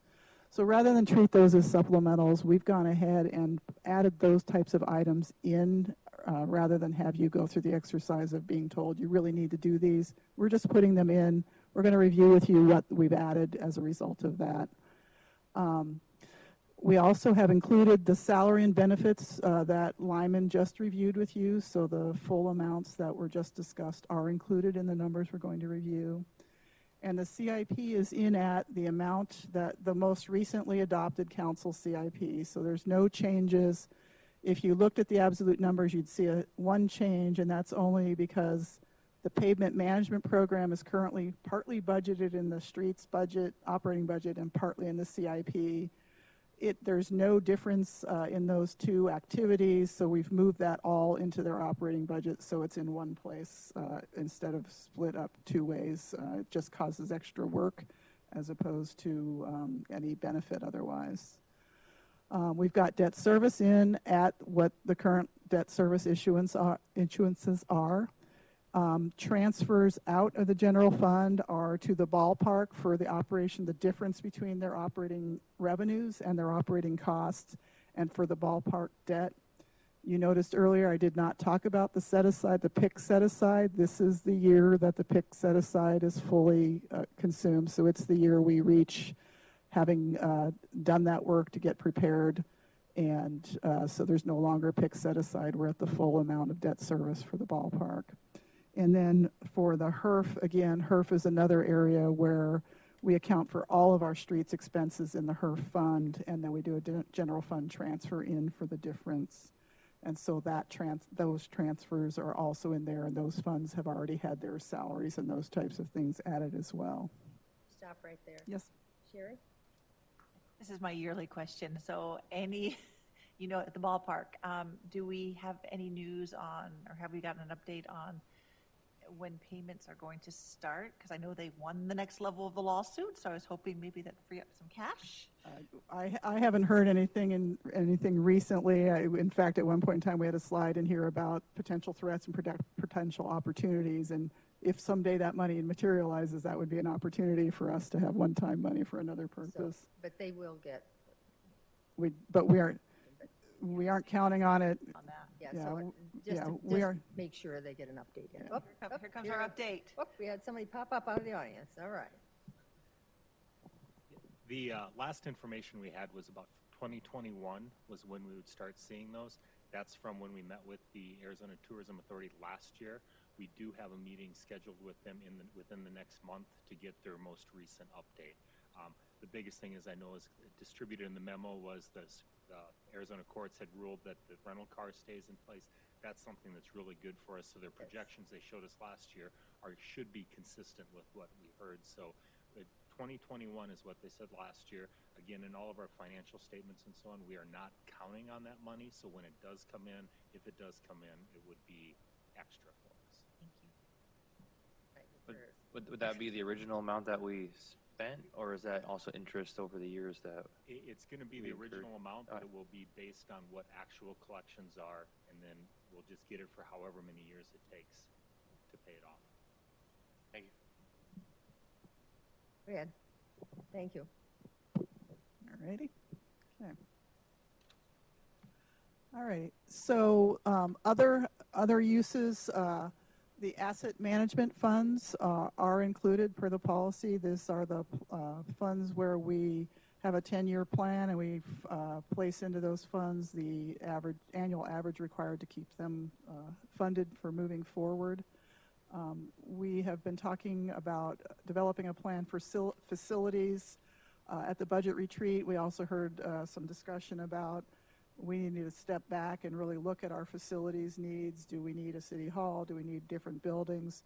So we're, again, delaying that look at facilities until we do a bigger look at those needs overall. So we don't anticipate introducing an asset management fund for facilities until the fiscal year 21. Contingencies. So we mentioned earlier that, or there was a question earlier about the contingency or the rainy day fund. As you remember, as I mentioned earlier, we did change that policy in this year's budget to be 15% of ongoing revenue. 14.1 million would be what that number would be at that policy. And so that is what we're currently including, and what we'll see as we move forward is going to that policy. That would be stepping down from the 17.8 that's in this year, and that was, we had just decided in this year's budget to maintain the prior year's contingency level rather than step it down to the 15%. Oops, didn't mean to do that. At the budget retreat, we also heard a little bit of discussion about contingencies. There is a city manager's contingency of $500,000. There's a grant match of $90,000 fund, and then there's the FMLA retirement payout contingency of $100,000. What we're recommending is we only have one contingency, the city manager's contingency. And again, these are the contingencies to deal with unexpected during the year, not the big contingency for major economic changes. So we're recommending that we no longer have three separate areas. We just have a $500,000 city manager's contingency that would meet the needs of the grant match and the FMLA as well. And then in this year's budget, for the first time, we had created a capital project reserve funding. In the CIP, we created a project in case there were cost overruns or something like you had a work session recently on the softball field, and there was, we realized that that project couldn't be completed within the budget that was made available to it, and you looked at a couple different options, and the source for covering the difference in that project was this capital project funding or reserve. Brandon? So there's no capital project reserve funding for next year? Yeah, Is that what right this now line is we're now? at this point we aren't, because we are doing a deep look at our CIP. We're not recommending anything with the CIP right now other than just maintaining what's in the current year, what's in FY19 in the most recently adopted council or CIP, and that capital project reserve was just included in this year's budget, so it's not assumed in next year's budget. And we'll come back to you with a full plan for how to deal with the CIP as we continue through that process of trying to revamp the CIP. Thank you. Okay, go ahead. Okay. Just going to walk through, you had in your materials kind of an outline or a listing of some of the things that we did in the base budget, as well as some things departments did to absorb some costs. So I thought I'd walk through the additions that we've made to the department's base budgets. In the case of the city clerk, we've added $217,000 for the elections. That is a biannual, so it would come out in 20 and it would go back in 21. The city manager's budget, the risk area is now in the city manager's budget, and we're planning on a 5% increase in the premium for the city's liability insurance. We're having to increase, they absorbed the first 16.5 of that increase, but we're increasing their base budget another 33,500 for that liability insurance increase. In human resources, similar to city clerk, every other year we do an employee attitude survey. So it would happen next year. We'll schedule it for next year. It would come out and then go back in 21. And then, as I mentioned earlier, in police, there's several contracts, such as the Sonoran Valley Police Services, that have contractual increases, and that's a $55,000 increase in their base budget. Engineering is being increased for credit card fees. As we have more development revenues, we also pay higher, people use their credit cards, so we have to pay a fee for those. They absorb the first $33,000 of a $41,000 anticipated increase in credit card services. We are making some changes in the credit card service area, and we may be able to achieve some savings in the future, but at this point in time, we don't have that information fully worked through. So it's hopefully an area where we might have savings here and in other budgets in the future. Parks is an area where we have been struggling for a couple years to try to get their base budget where it needs to be. There's been a lot of activity with regard to water, both other agreements with other entities about paying for their water, and our own rate increases and other rate increases for water and utilities. And Parks has worked very hard in the past several years to kind of absorb those increases, and they've made changes in some of their other line items, such as specialty supplies for programming. And we're to the point where we just feel like we've probably gone too far in cutting back the rest of their budget to be able to absorb those increases. So we're recommending a $235,000 increase in their budget, basically to take back absorbing those costs over the last several years. And then in addition, they also have increases, both parks and the ballpark are especially, and as well as facilities, are especially impacted by the minimum wage changes that are happening each year. So we have some impacts to their budget for the minimum wage impacts in next year. Library costs, we're assuming those will go up another 5%, and they also have a new contract for uniforms that's more costly than the current contract. Public Works, similarly, the contracts are being impacted by minimum wage, and they're also feeling the impact of utility rate increases. We also spent some time as we're trying to kind of change this process to where we just really look at the base budget and try to get that resolved before we come to you with a budget recommendation for what you might be able to do in terms of new items. We did go through the budgets. We took $3,500 out of the mayor and council base budget because there's been some cell phone stipends there that haven't been used for years and years, so we took those out. The city manager has a lobbyist contract that they've continued to kind of bring down the cost of that contract, and also some other departments are helping pay for some of the InFocus, so we were able to reduce their budget in that area for printing and binding. And they use that to cover some league due increase, Arizona League of Cities dues and the Luke increases. And then Human Resources, we've reduced the tuition reimbursement program budget by $20,000. We've maintained that particular budget at a fairly high level because for the last several years we have been making changes to the program and increasing the benefit available to employees. We just feel like it's time now to bring the budget down closer to what we're seeing utilization is hitting at. It still allows for some, it doesn't cut them to the bare minimum. It certainly allows employees to be able to use the program at a greater rate than they currently are. I'm just curious that, Sorry, I didn't see you. I'm sorry, yeah. Go ahead. Sorry. This is just a side thing, but I'd like to see what the program is for tuition reimbursement later on. I don't know if Okay. it's a full explanation right Okay. now, but I'm just curious what the city offers. Okay, we'll get that to you. Is it all right if they ask questions? You got a little bit more? Yeah, let's just get through a couple more slides if that's okay, and then we'll go back. Okay. Information technology, we do have some savings in that department, especially around the telephone system, and that has allowed them to absorb some other cost increases. Ballpark and HERF, both technically they're separate funds, but any increase in their budgets, because they are supported by the general fund, they impact the general fund as well. Ballpark, this is one of the ads, the $70,000 was actually approved as an ongoing addition to their budget mid FY17 with the ticket price increase. The timing of that, when it occurred, it did not get into the FY18 base budget, so this should have been in the base budget now, so it's a technical correction that needs to go forward. And again, the minimum wage, utility rate, those types of things. HERF in the streets area, they had a 5-year contract for pavement and concrete type things. That 5-year contract had to be rebid, and it's a 40% cost increase in the new contract, so that's about $75,000. And they've had a lot of pressure in terms of their vehicle-related expenses. They've been absorbing some of those in the past, and especially the street sweepers are expensive pieces of equipment to operate, and so their budget's up for that as well.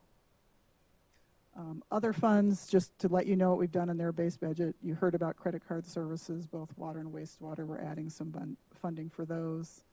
Sanitation, the waste management contract is based on a contract that uses specific indices, so this is a known increase and an estimate of 4% account growth. Yeah, so if you want to, that's kind of what we're changing in terms of base budget, so if you want to ask questions, it'd be a good time. So the credit card services are for the fees for the credit card provider that we're using? They're going up? Or just is it a percentage of how much we use? Or it is how that works? It is the credit card fees we have to pay when somebody uses their credit card to pay a bill with us.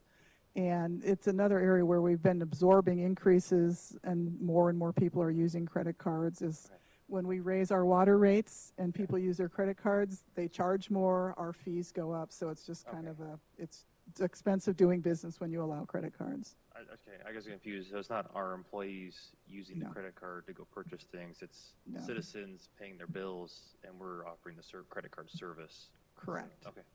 Yep. Thank you. Wally? Thank you. I have 3 questions. I wanted to go back to where you were talking about the credit card fees. Is there ever any conversation that we would raise our fees to cover that cost of using a credit card? My husband and I get a yearly HOA bill. If we pay our HOA by credit card, we pay 2% more. However, if we give a check, it's just the exact amount. And I'm wondering, do we ever have a conversation that if you use a credit card, you're going to pay the service card rather than us absorbing it? Because we're really not making any money. We're giving them the convenience of using the credit card, but it's really not to our advantage other than they're paying their bill. And it's the same thing with the water and the wastewater. Mayor, council members, that's where I was talking about that we're looking for other alternatives to deal with our credit card expenses. Sure. That is one of the things that we're looking at is who can we pass those costs on and who can we not. Okay. And if we change entity, we may be able to do that more effectively. We're also, you funded a fee allocation, a fee and cost allocation study that once we're up with the new financial system in July, we're going to start that study. Oh, good. That would be good, something good. else that might come out of that, is that because if we had that kind of cost in the fees we designed, and then we're going to charge people for them, we should pull them out of the fees. So Right. we have to make sure we're matching how we do that Okay. together. I know that when I first came on council in 2011, I wanted to allow folks who wanted to pull permits to pay by credit card, and we were not able to do that at that time, and we have since put in the proper IT equipment that we can now do that, which is really a convenience to whoever is working with the city. And so I would like to know if there's any possibility that we could recoup some of those charges. And I know you have to have the study and all of this, but hopefully it won't take too many years to come back to us so that we can really address it in case other cities are doing it. I don't know what anyone else is doing because I've not asked. Yeah, and I believe that we're hopeful that maybe mid next year we can make some Good. changes along that line. I'm not making any promises because we're also It's all right. it's connected with also implementing the new financial system and the utility Sure. billing piece of that, which is just getting started. Okay, and then my last question, under the city manager's budget, you said a Luke increase. What was that? I'm not, I think we have a contract with Luke that is going to have an increase in it. I don't know if anybody has any more. I think council is going to be briefed on that. Is that, no? Would you come forward, please, Rob? I know that we made a donation to the Veteran Success, and that was separate. So, Mayor and Council, I think they anticipated an increase because we were going back out for that West Valley Partners contract that we share with all the cities, but it ended up coming in at the same level. So sorry, I guess that never got communicated, but it stayed the same. So okay. there was no increase. Have we been briefed on that? On the contract itself, Yeah. or no? I mean, I think we'd be happy to have Okay, that'd be good. provide That'd be nice. that consultant provide some information. Oh, no, you can just tell us. I mean, let's not hire a consultant. Oh, I can't ask you to do anything. City manager, may I have him answer me someday? Please, thank you. We'll get that information to all of Okay, Mayor and thanks. Council. And that actual question brings up a point, and we'll actually make it later on. Oh, good. One of our next steps is we continue to scrutinize and follow up and look for things like that. So if we Yeah. find out something like that, we'll make Didn't know what it a was. small change to the budget as a result of that type of item. Thank you. That's it. Joe? Joe? I was just trying to tie it all in. It is 768, 300. Does that sound like the base budget other than the salaries and the things you went over? Yes, the items I just walked through is that it makes up that 768,000. Okay.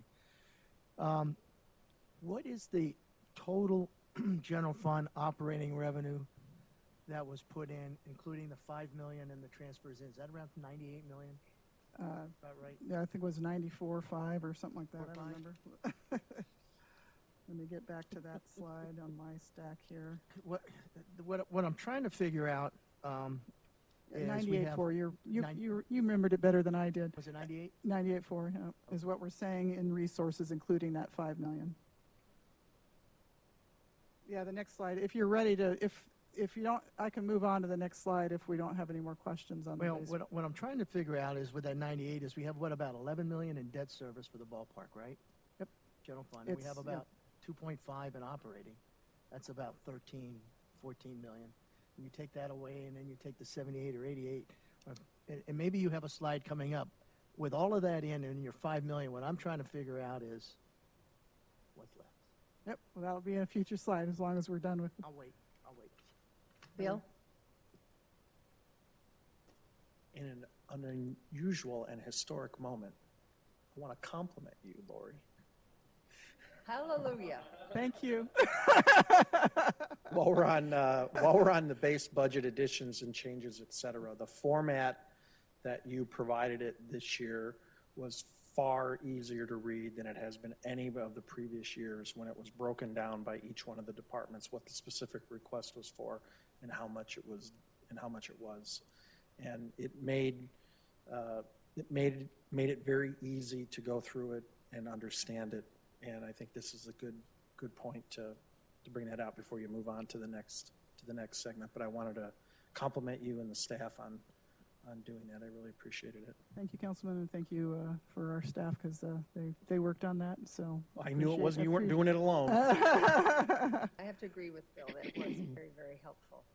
Very simple. All right. Okay. Okay, you can go on. All right. Now the numbers. So this is kind of getting to the bottom line of where we are right now. And so we are showing that's the ongoing resources of the 98.4 million, which does include that 5 million in construction sales tax and the 39.5 in one time. So we're reflecting less ongoing resources and more, or less one-time resources and more ongoing in the area of construction sales tax. We're showing that the base budget with the salary increases and that $700,000 in other adjustments and moving to the one contingency will be 82.5 million. Debt service, the general fund debt service is 1.4. The contingency is at 14.1, which is going to the policy of 15% of ongoing revenues. So that is, it's 17.8 million this year, so that is a reduction in that number. We're showing the asset management funds using the one-time money, the capital projects as they are in the current CIP at 6.8 million, and the transfers to the ballpark and to HERF are at 13.5 million. So with those adjustments, it leaves 1 million in ongoing resources that could be used to add other items such as supplementals, or reducing revenues if there's a desire to reduce revenues, such as the assumption about how much one-time construction sales tax is being used on the ongoing side. And it leaves about $10.7 million to look at one-time supplementals and other capital project needs. And so, Joe, sorry. Again, I appreciate what Councilmember Stitt meant earlier, and it did make it easy to read, but this is the slide I like. And the reason why I like this slide is it's very simple to see where all the money is going for, and then going into the detail on the other piece that you did here. So in essence, the $1 million that's here is either additions or our discussion that we started with the 5 million construction sales tax. Do we want to tweak that a little bit? 500,000, 600,000, whatever. From that, that's the pot that can be taken from, and then the remainder is whatever else we want in it, if the council so chooses. Right. Is that, and then the 10 million that you have here is all your one-time, where you're going to try to get some of your consultants and a variety of other one-time projects to fund, since you don't have any ongoing money to do it with. Okay. Perfect. Again, this is the one slide, to be honest with you, and I talked to Doug about that. To me, I've been hoping for in the past, because to me this says it, and then if I want to ask you questions on detail, I can go into the specific detail. So I really appreciate this slide, as well as this detail, because I read all of these pieces and had some discussions well before we came here to make sure I understood what I was reading. So you did a very good job of that, so thank you. Any others? Okay. So next steps. So staff, as kind of we pointed out earlier when this question about any potential increase in a contract, we do prepare the budget based on estimates. It's never right. It is always our best information at a time. We're lucky that something like the waste management contract, it's written in there what indices, that it's done in January, so we know by the time we're building the budget, at least with the rate changes there. So the next steps are, right now the compensation increase is in the numbers that you're seeing, but it is not necessarily distributed in the best proportion to individual department budgets. So when you see the numbers in the one schedule we gave you that shows the department budgets, we're going to be shifting some of those numbers around between departments because we didn't have adequate time to do the detailed analysis to get it distributed position by position. So you're going to see some movement between those department budgets, but not changing the bottom line associated with those compensation changes, unless we hear something such as whether or not we would do the identity theft, for example, then we would adjust those numbers for something like that. State shared revenue, as I mentioned, we did get some information today on the phone call. We still don't have the population adjustment, but based on what we heard on the phone call today, we'll probably adjust revenues up by less than $100,000, probably about $50,000. We will have another month of revenue that we could look at again to see if there's any reason to change our revenue estimates. We are in the process of evaluating the most critical of the supplemental requests so that we can bring forward a recommendation on supplementals. And as I mentioned earlier, we are continuing to evaluate the capital projects, and also we'll look at the use of GO bonding capacity to continue moving forward with some projects if we have cost increases or new projects that we need to take in. Just wanted to give you a preview of what the supplemental requests look like. This is just the total dollar amounts. I've got the first three are bolded because they are the ones that ultimately will use general funds, the general fund, the ballpark, and the HERF.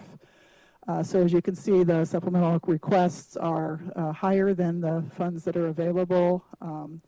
on the ongoing side and on the one-time side. And then in addition to what's shown here, there would also potentially be adjustments to capital projects that might use the one-time resources.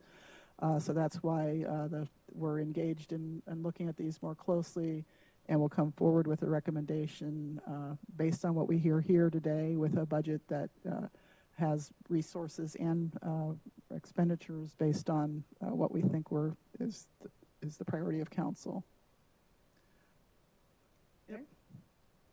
48 positions, what does that relate to? That's so that the $4 million in ongoing costs includes 48 positions. The first 14 of those are for the EMR fire station, and those particular positions would have revenue offset, so that would actually come in as a no-cost supplemental. We get to add those 14 positions for the first 5 years. There's funding, so that's the single biggest. There are certainly police positions in that request. So it's positions in departments across the city. Requesting. Yep, and you'll, when we provide the information on supplementals in advance of the next meeting, you'll see the details of every supplemental request, and you'll see where those 48 positions were requested, as well as you'll see our recommendations. Thank you. Bill? I have 2 questions. The first is on what you just spoke to. Will you be able to provide given the, I'm going to say, the financial picture that we're talking about here, and we're talking about adding 14 positions, which is roughly 1.4 million, roughly, dollars and that will be a revenue offset for 5 years. Will we be in a position in 5 years to be able to absorb that? Will you be able to speak to that later in the? I can speak to that partially now, Mayor, Council Member. If you remember the operating cost set-aside calculation, one of the items that's included in that operating cost set-aside calculation is the expiration of that 5-year revenue stream. So part of that 1.25 million is building the capacity to be able to absorb that increase when it becomes our responsibility. Okay, so that then leads right into my second question, is how many of those 48 positions then are included in that offset that we've been planning for? Because the EMR station is one of them, but I thought we had some additional positions that may or may not be in that. And if you don't have the answer tonight, that's okay. I can answer. There are no capital projects that are anticipated to open next year, so there's not specifically any positions of those. We are exploring. There is one request for a recreation supervisor position in parks that is associated with the recreation center project that may be accounted for in that operating cost set aside. So we're going to be reviewing the details if that position is included. But we'll certainly go back and then see if any of the others are associated with the operating cost set aside. And the ambulance personnel that's already set aside as well, that's not included in those 48, and that is still kind of on the back burner? Yes, the ambulance is not, the ambulance position that we've essentially moved what was assumed would happen this year to next year. So we've got the same positions starting late next fiscal year in the base budget already, so that they are not here. But that is just for the one ambulance. It's not for the whole program. And so there is no positions associated with the ambulance in the 48. Great, thank you. Joe? You know, I think one of the things we've got to provide to them is we've had some discussion, Mayor, about that construction sales tax anywhere from 4 million to 5 million, and that one whole million is what you just saw up there. So I don't know what's the best way to do it when they come back, whether they give us all of the, supplementals, and then we think, well, we need all the one, or we need half of it, or whatever the case may be, because at some point they'll all be driven on whether that 5 million goes down any, and if so, how much, to let them know, how much money there is to work with. And I'm not sure whether it's the cart before the horse, or that discussion, has to happen, or at what point, or we do it simultaneously when we're going through each of the supplementals. I'm not sure, but that's going to directly impact all of these positions you just mentioned. So, Would you like to address that at all?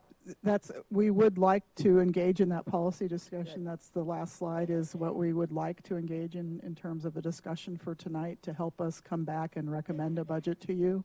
We've historically have recommended a budget to you from the list of supplementals.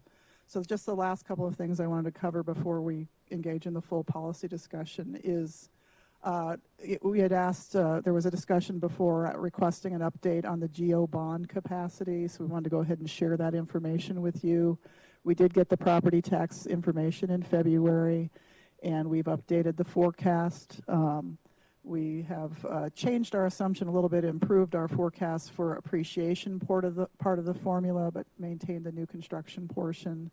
So we're estimating that in terms of additional new bonds that we could issue, we could do 25 to 30 million in FY20, 20 to 25 million in 22, and another 5 to 15 million in 24. So every other year, we estimate we could have some bonding capacity within the $1.74 combined policy that has been established. And so we will also look at those. And this is similar to the kinds of capacities we talked about last year. So yeah, what we wanted to have some more discussion on and get your sense of is, and we've had a little bit of conversation about the construction sales tax in terms of some comfort with 4 million versus maybe 85% or 90% of the 5 million. Also at the budget retreat, there was some discussion about some sales tax policies, particularly what was mentioned was food for home consumption and the large single item purchase. And so we've shared some information in the city manager's memo about those items. And so if there is a thought about wanting to proceed in any of those areas, we'd like to hear about that as well. We have provided you some information on changes that we've made relative to the contingencies. So if there is a disagreement with what we've proposed, we'd make sure we'd want to understand that. And then just that we do want to continue to look at using that bonding capacity for capital projects where we have the authority to do so. We'd like to know if there's any concerns with that or preferences in that area. And so with that, we leave it open for your discussion. On that one? There's part of it in there. I don't know, can you go back to that slide? I don't know, you want to take one at a time, I assume? Yeah, it's one at a time. Construction sales tax, piggybacking on what Councilmember Stipp said and Councilmember Loretano and even Councilmember Hampton, I think 9 might be a little high, but I'm not sure what that number is. I don't know if it should be 95. At 95, it splits the difference. It makes it at 4.5, which gives them still another half a million to do it. My feeling has always been on the sensitivity analysis, you take that average, but you always give yourself a little cushion. And that's where I'm kind of coming from. I don't want to take it all away because there's a lot of needs that are needed, but at the same token, I always feel more comfortable taking the average, the highest, lowest average, and then putting a little buffer in there. And if you go at 90%, that gives you a 10% buffer, which puts you at 4.5, which gives them still a half a million. As that million, it's better taking it all. I'll just throw that out for discussion. I don't know where everybody else is, whether you want to go lower, higher, or whatever, but I just want to throw that out just as a starting point. Bill? 80% of that number would be 4 million. That means they have no extra money. That's correct. Yeah, no, I understand that, but we also don't want to get ourselves in a position where we're going to be in trouble. So I am absolutely not, I just want to be clear, suggesting we push it to 0. I just want to be very clear about that. But I would be comfortable with 4 million, and I realize that means that there's no new money, but we're going to have a year where there's nothing. 500,000 isn't a whole lot. It's 5 new positions. It's, however you want to look at it. But when we start getting into the situation where we're using a lot of construction sales tax to fund ongoing, we're really getting ourselves into a little pinch later on down the road. So I'd be okay with 4 million. I don't know that the half a million is that big a deal, and I still have to wonder if there's not other efficiencies elsewhere in the budget, but I would be comfortable there. But obviously if the will of the group is to go higher, then that's what it is. So Any comments on their, they? Sherry? Yeah, I'm comfortable in that range. My concern is the same thing. It's just, I don't want to get in a position where we're relying on this. And is this something, once we set it in stone, because we should be able to see if our economy starts to turn. Let's say we do 4.5 this year, and then, come December, we're like, this is not looking good. So there's that lag, because I know even in the downturn, we had still a couple really good months before it hit. So we've got that lag. Is this something that then we can look at like next year? And if we're like, well, we're getting too close, or we start to see it inch down, we can bump it down to 4 if we start at 4.5? Or is that not consistency enough? Well, Mayor, Councilmember, we would recommend that whatever you decide to do, we put in your adopted financial policies, and we review your financial policies every year. So every year you have an opportunity to change the policies. But we also monitor revenues and expenditures every month. You receive a monthly financial report telling you where we are, and we now on a quarterly basis provide some detailed explanation of that. So there is constant, we monthly monitor what's happening, and we are certainly prepared to bring forward if we see challenges moving forward. You see the sales tax report by category every month, and so that information is reviewed by management, by the budget office, the finance director, and is provided to the council, so that we would all be monitoring it and watching that, and we would actually start reporting it so you could see how that was being distributed between one time and ongoing. Yeah, so I'm okay. I'm with some wiggle room, knowing that we can look at it again if we start to see the economic indicators start to point the wrong direction. Any other comments on this list?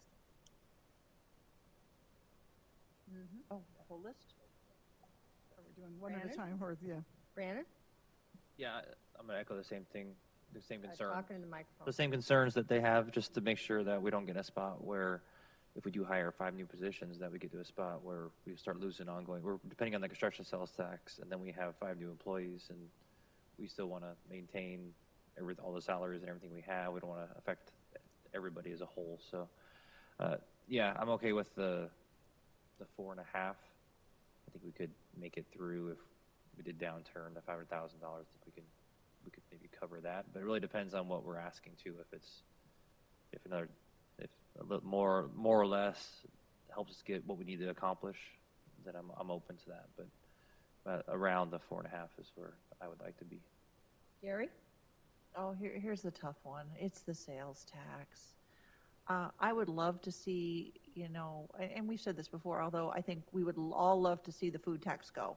Like, I'm just not seeing the money with all the positions that we have to find that continuous revenue without, we need police, we need fire, we need people just to run the city, streets, everything, parks, that, we have not increased our employees very much in the last several years, and I'm just not seeing with all the stress that could be there, this is the time. The revenues have been flat, it looks like. I'm in the same boat you are. I totally agree with you. Any other? Bill? Yeah, I absolutely agree. We have all wanted to really reduce any number of those sales tax features. And just looking at this, I think the citizens are more concerned about making sure that they have the services that they've grown accustomed to and the quality of the services that we provide, that they're okay there, as opposed to let's reduce these other taxes. And also, we will reduce the level of service. I don't think that that's the formula that people are looking at. So I think the emphasis that they want from us is to make sure that we are getting everything that we can out of the revenue that we have. And if we continue to put our effort in that, the sales tax discussion might make sense 5 years from now, but it doesn't make sense now. And I'd like to see us keep our efforts on reducing what we have, looking at it very strongly, The financial tools that brought this situation to light for us, I think, is an opportunity for us to look at other ways to do that. So I'm not, regretfully, I'm not in any support of looking at sales tax changes. Help me through this one. So the neighborhoods start ordering their groceries from Amazon. So now they're not going into the grocery stores now. How does that affect our tax policy? So, Mayor, council members, we certainly are able to tax some transactions that happen via the internet, dependent on if we have Nexus, because there's a location here. I believe we would have Nexus. But groceries are a little bit different. How does We one? would have Nexus on Amazon. We currently You're have Nexus perplexed on about this, is that Amazon. what we're saying? Pardon me? I can't hear. We have Nexus to apply our tax. You know, whether it's easily collectible or not is another thing, but that's the one but we would, if somebody bought groceries through Amazon, we should be able to tax that. It'll be interesting when that's when it actually happens. Right. You had any of They the, bought Whole Foods, so it is. yeah.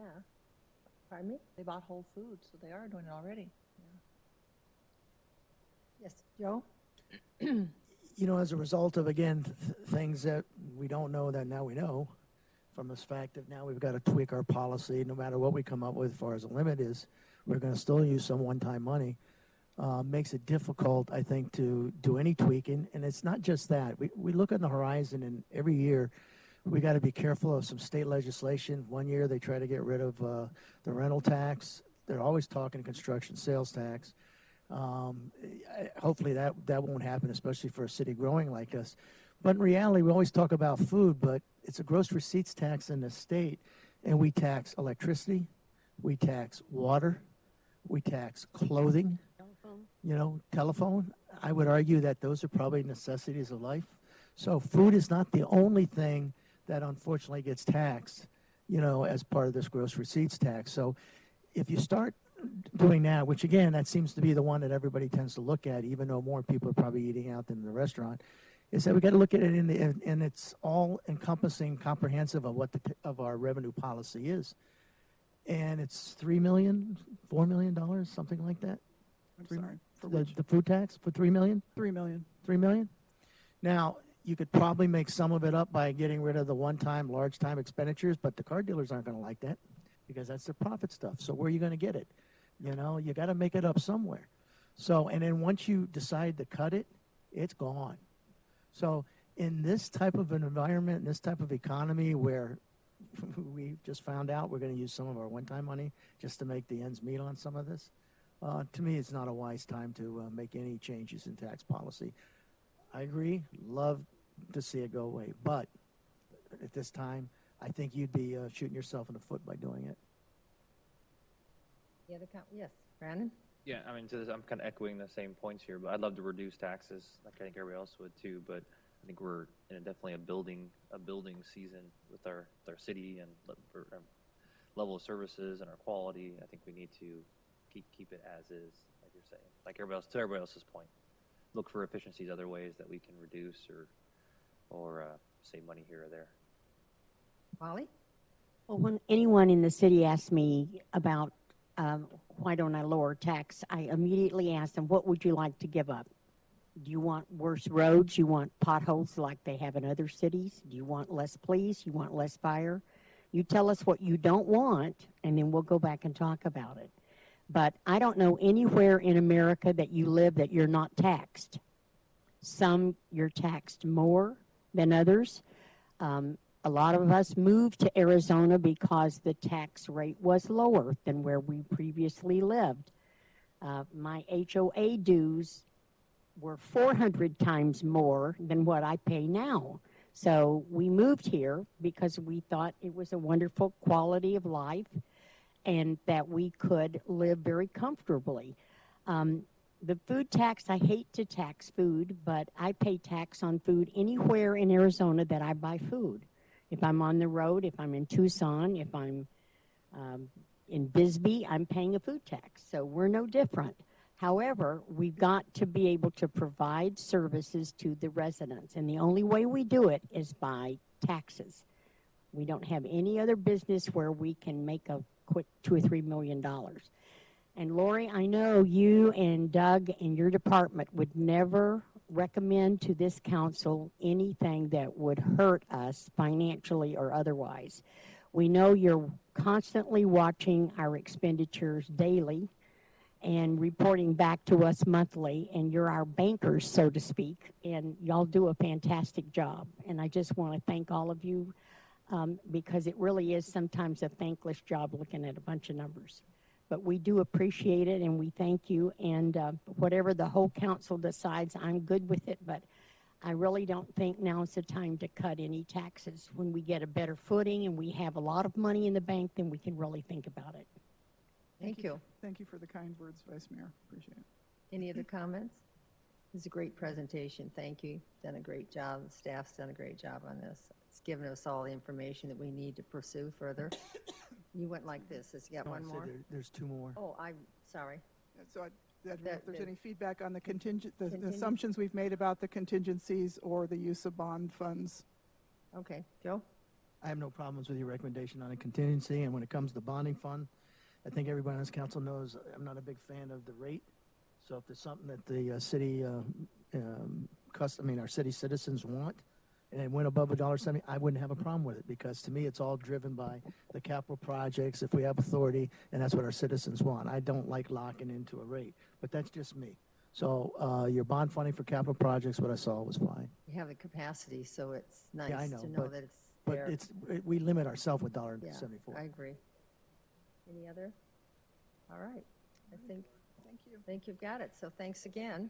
Mayor, All right. real quick. Yeah, one more. Joe? Can I just make a suggestion on the construction sales tax ongoing, since we're probably not all there on that, Mayor, is that if they, because it could be 5-0, if they come back with something that has 500,000 more and we decide as we go through the supplementals that it's not needed, then it ends up going to zero. Councilmember Pizzillo, you're a former budget manager. You probably know that was sitting here in my mind already. So There that you go. plan is to provide you with something where you have some choices. All right, he feels secure now. All right? Works for me. Anything else? Yes, Bill?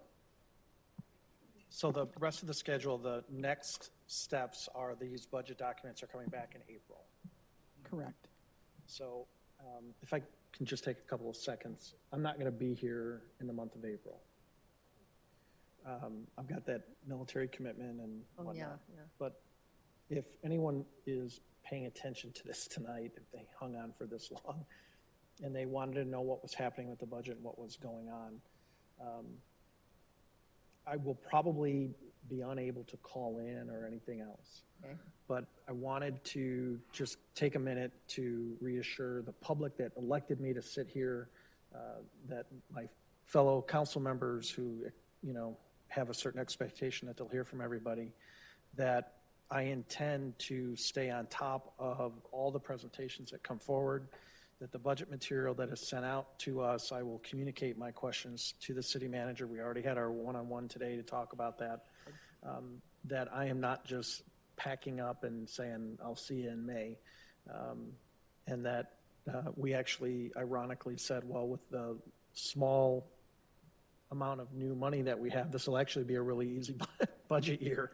So that makes it easy to be gone, but it doesn't relieve me of my responsibility. And I take that very seriously and have made the commitment that I will do my due diligence, forward the information on, and make sure that that everybody has the information from me that they need to move forward. And I wanted to reassure everybody of that. I appreciate that, Bill. I think the council also appreciates that, because we would like everyone to partake in this and give their statements and where they stand on it, so we can get the best budget we can possibly do. Good job. I'll say it again. Thank you so much. So, okay, we're going to adjourn this meeting. The only follow-up, and we usually don't do a follow-up, but you asked something of the city manager, and she said she'd get it to you. I just want to make sure that's not, we don't usually do that, but I'm going to do that because I remember she was the only one that said something, okay? Because what I'm going to do is I'm going to adjourn this meeting, and then we're going to call to order our special meeting, and then we'll take a break and start the special meeting. So this meeting is adjourned. Thank you all. Now I'm going to open a special meeting.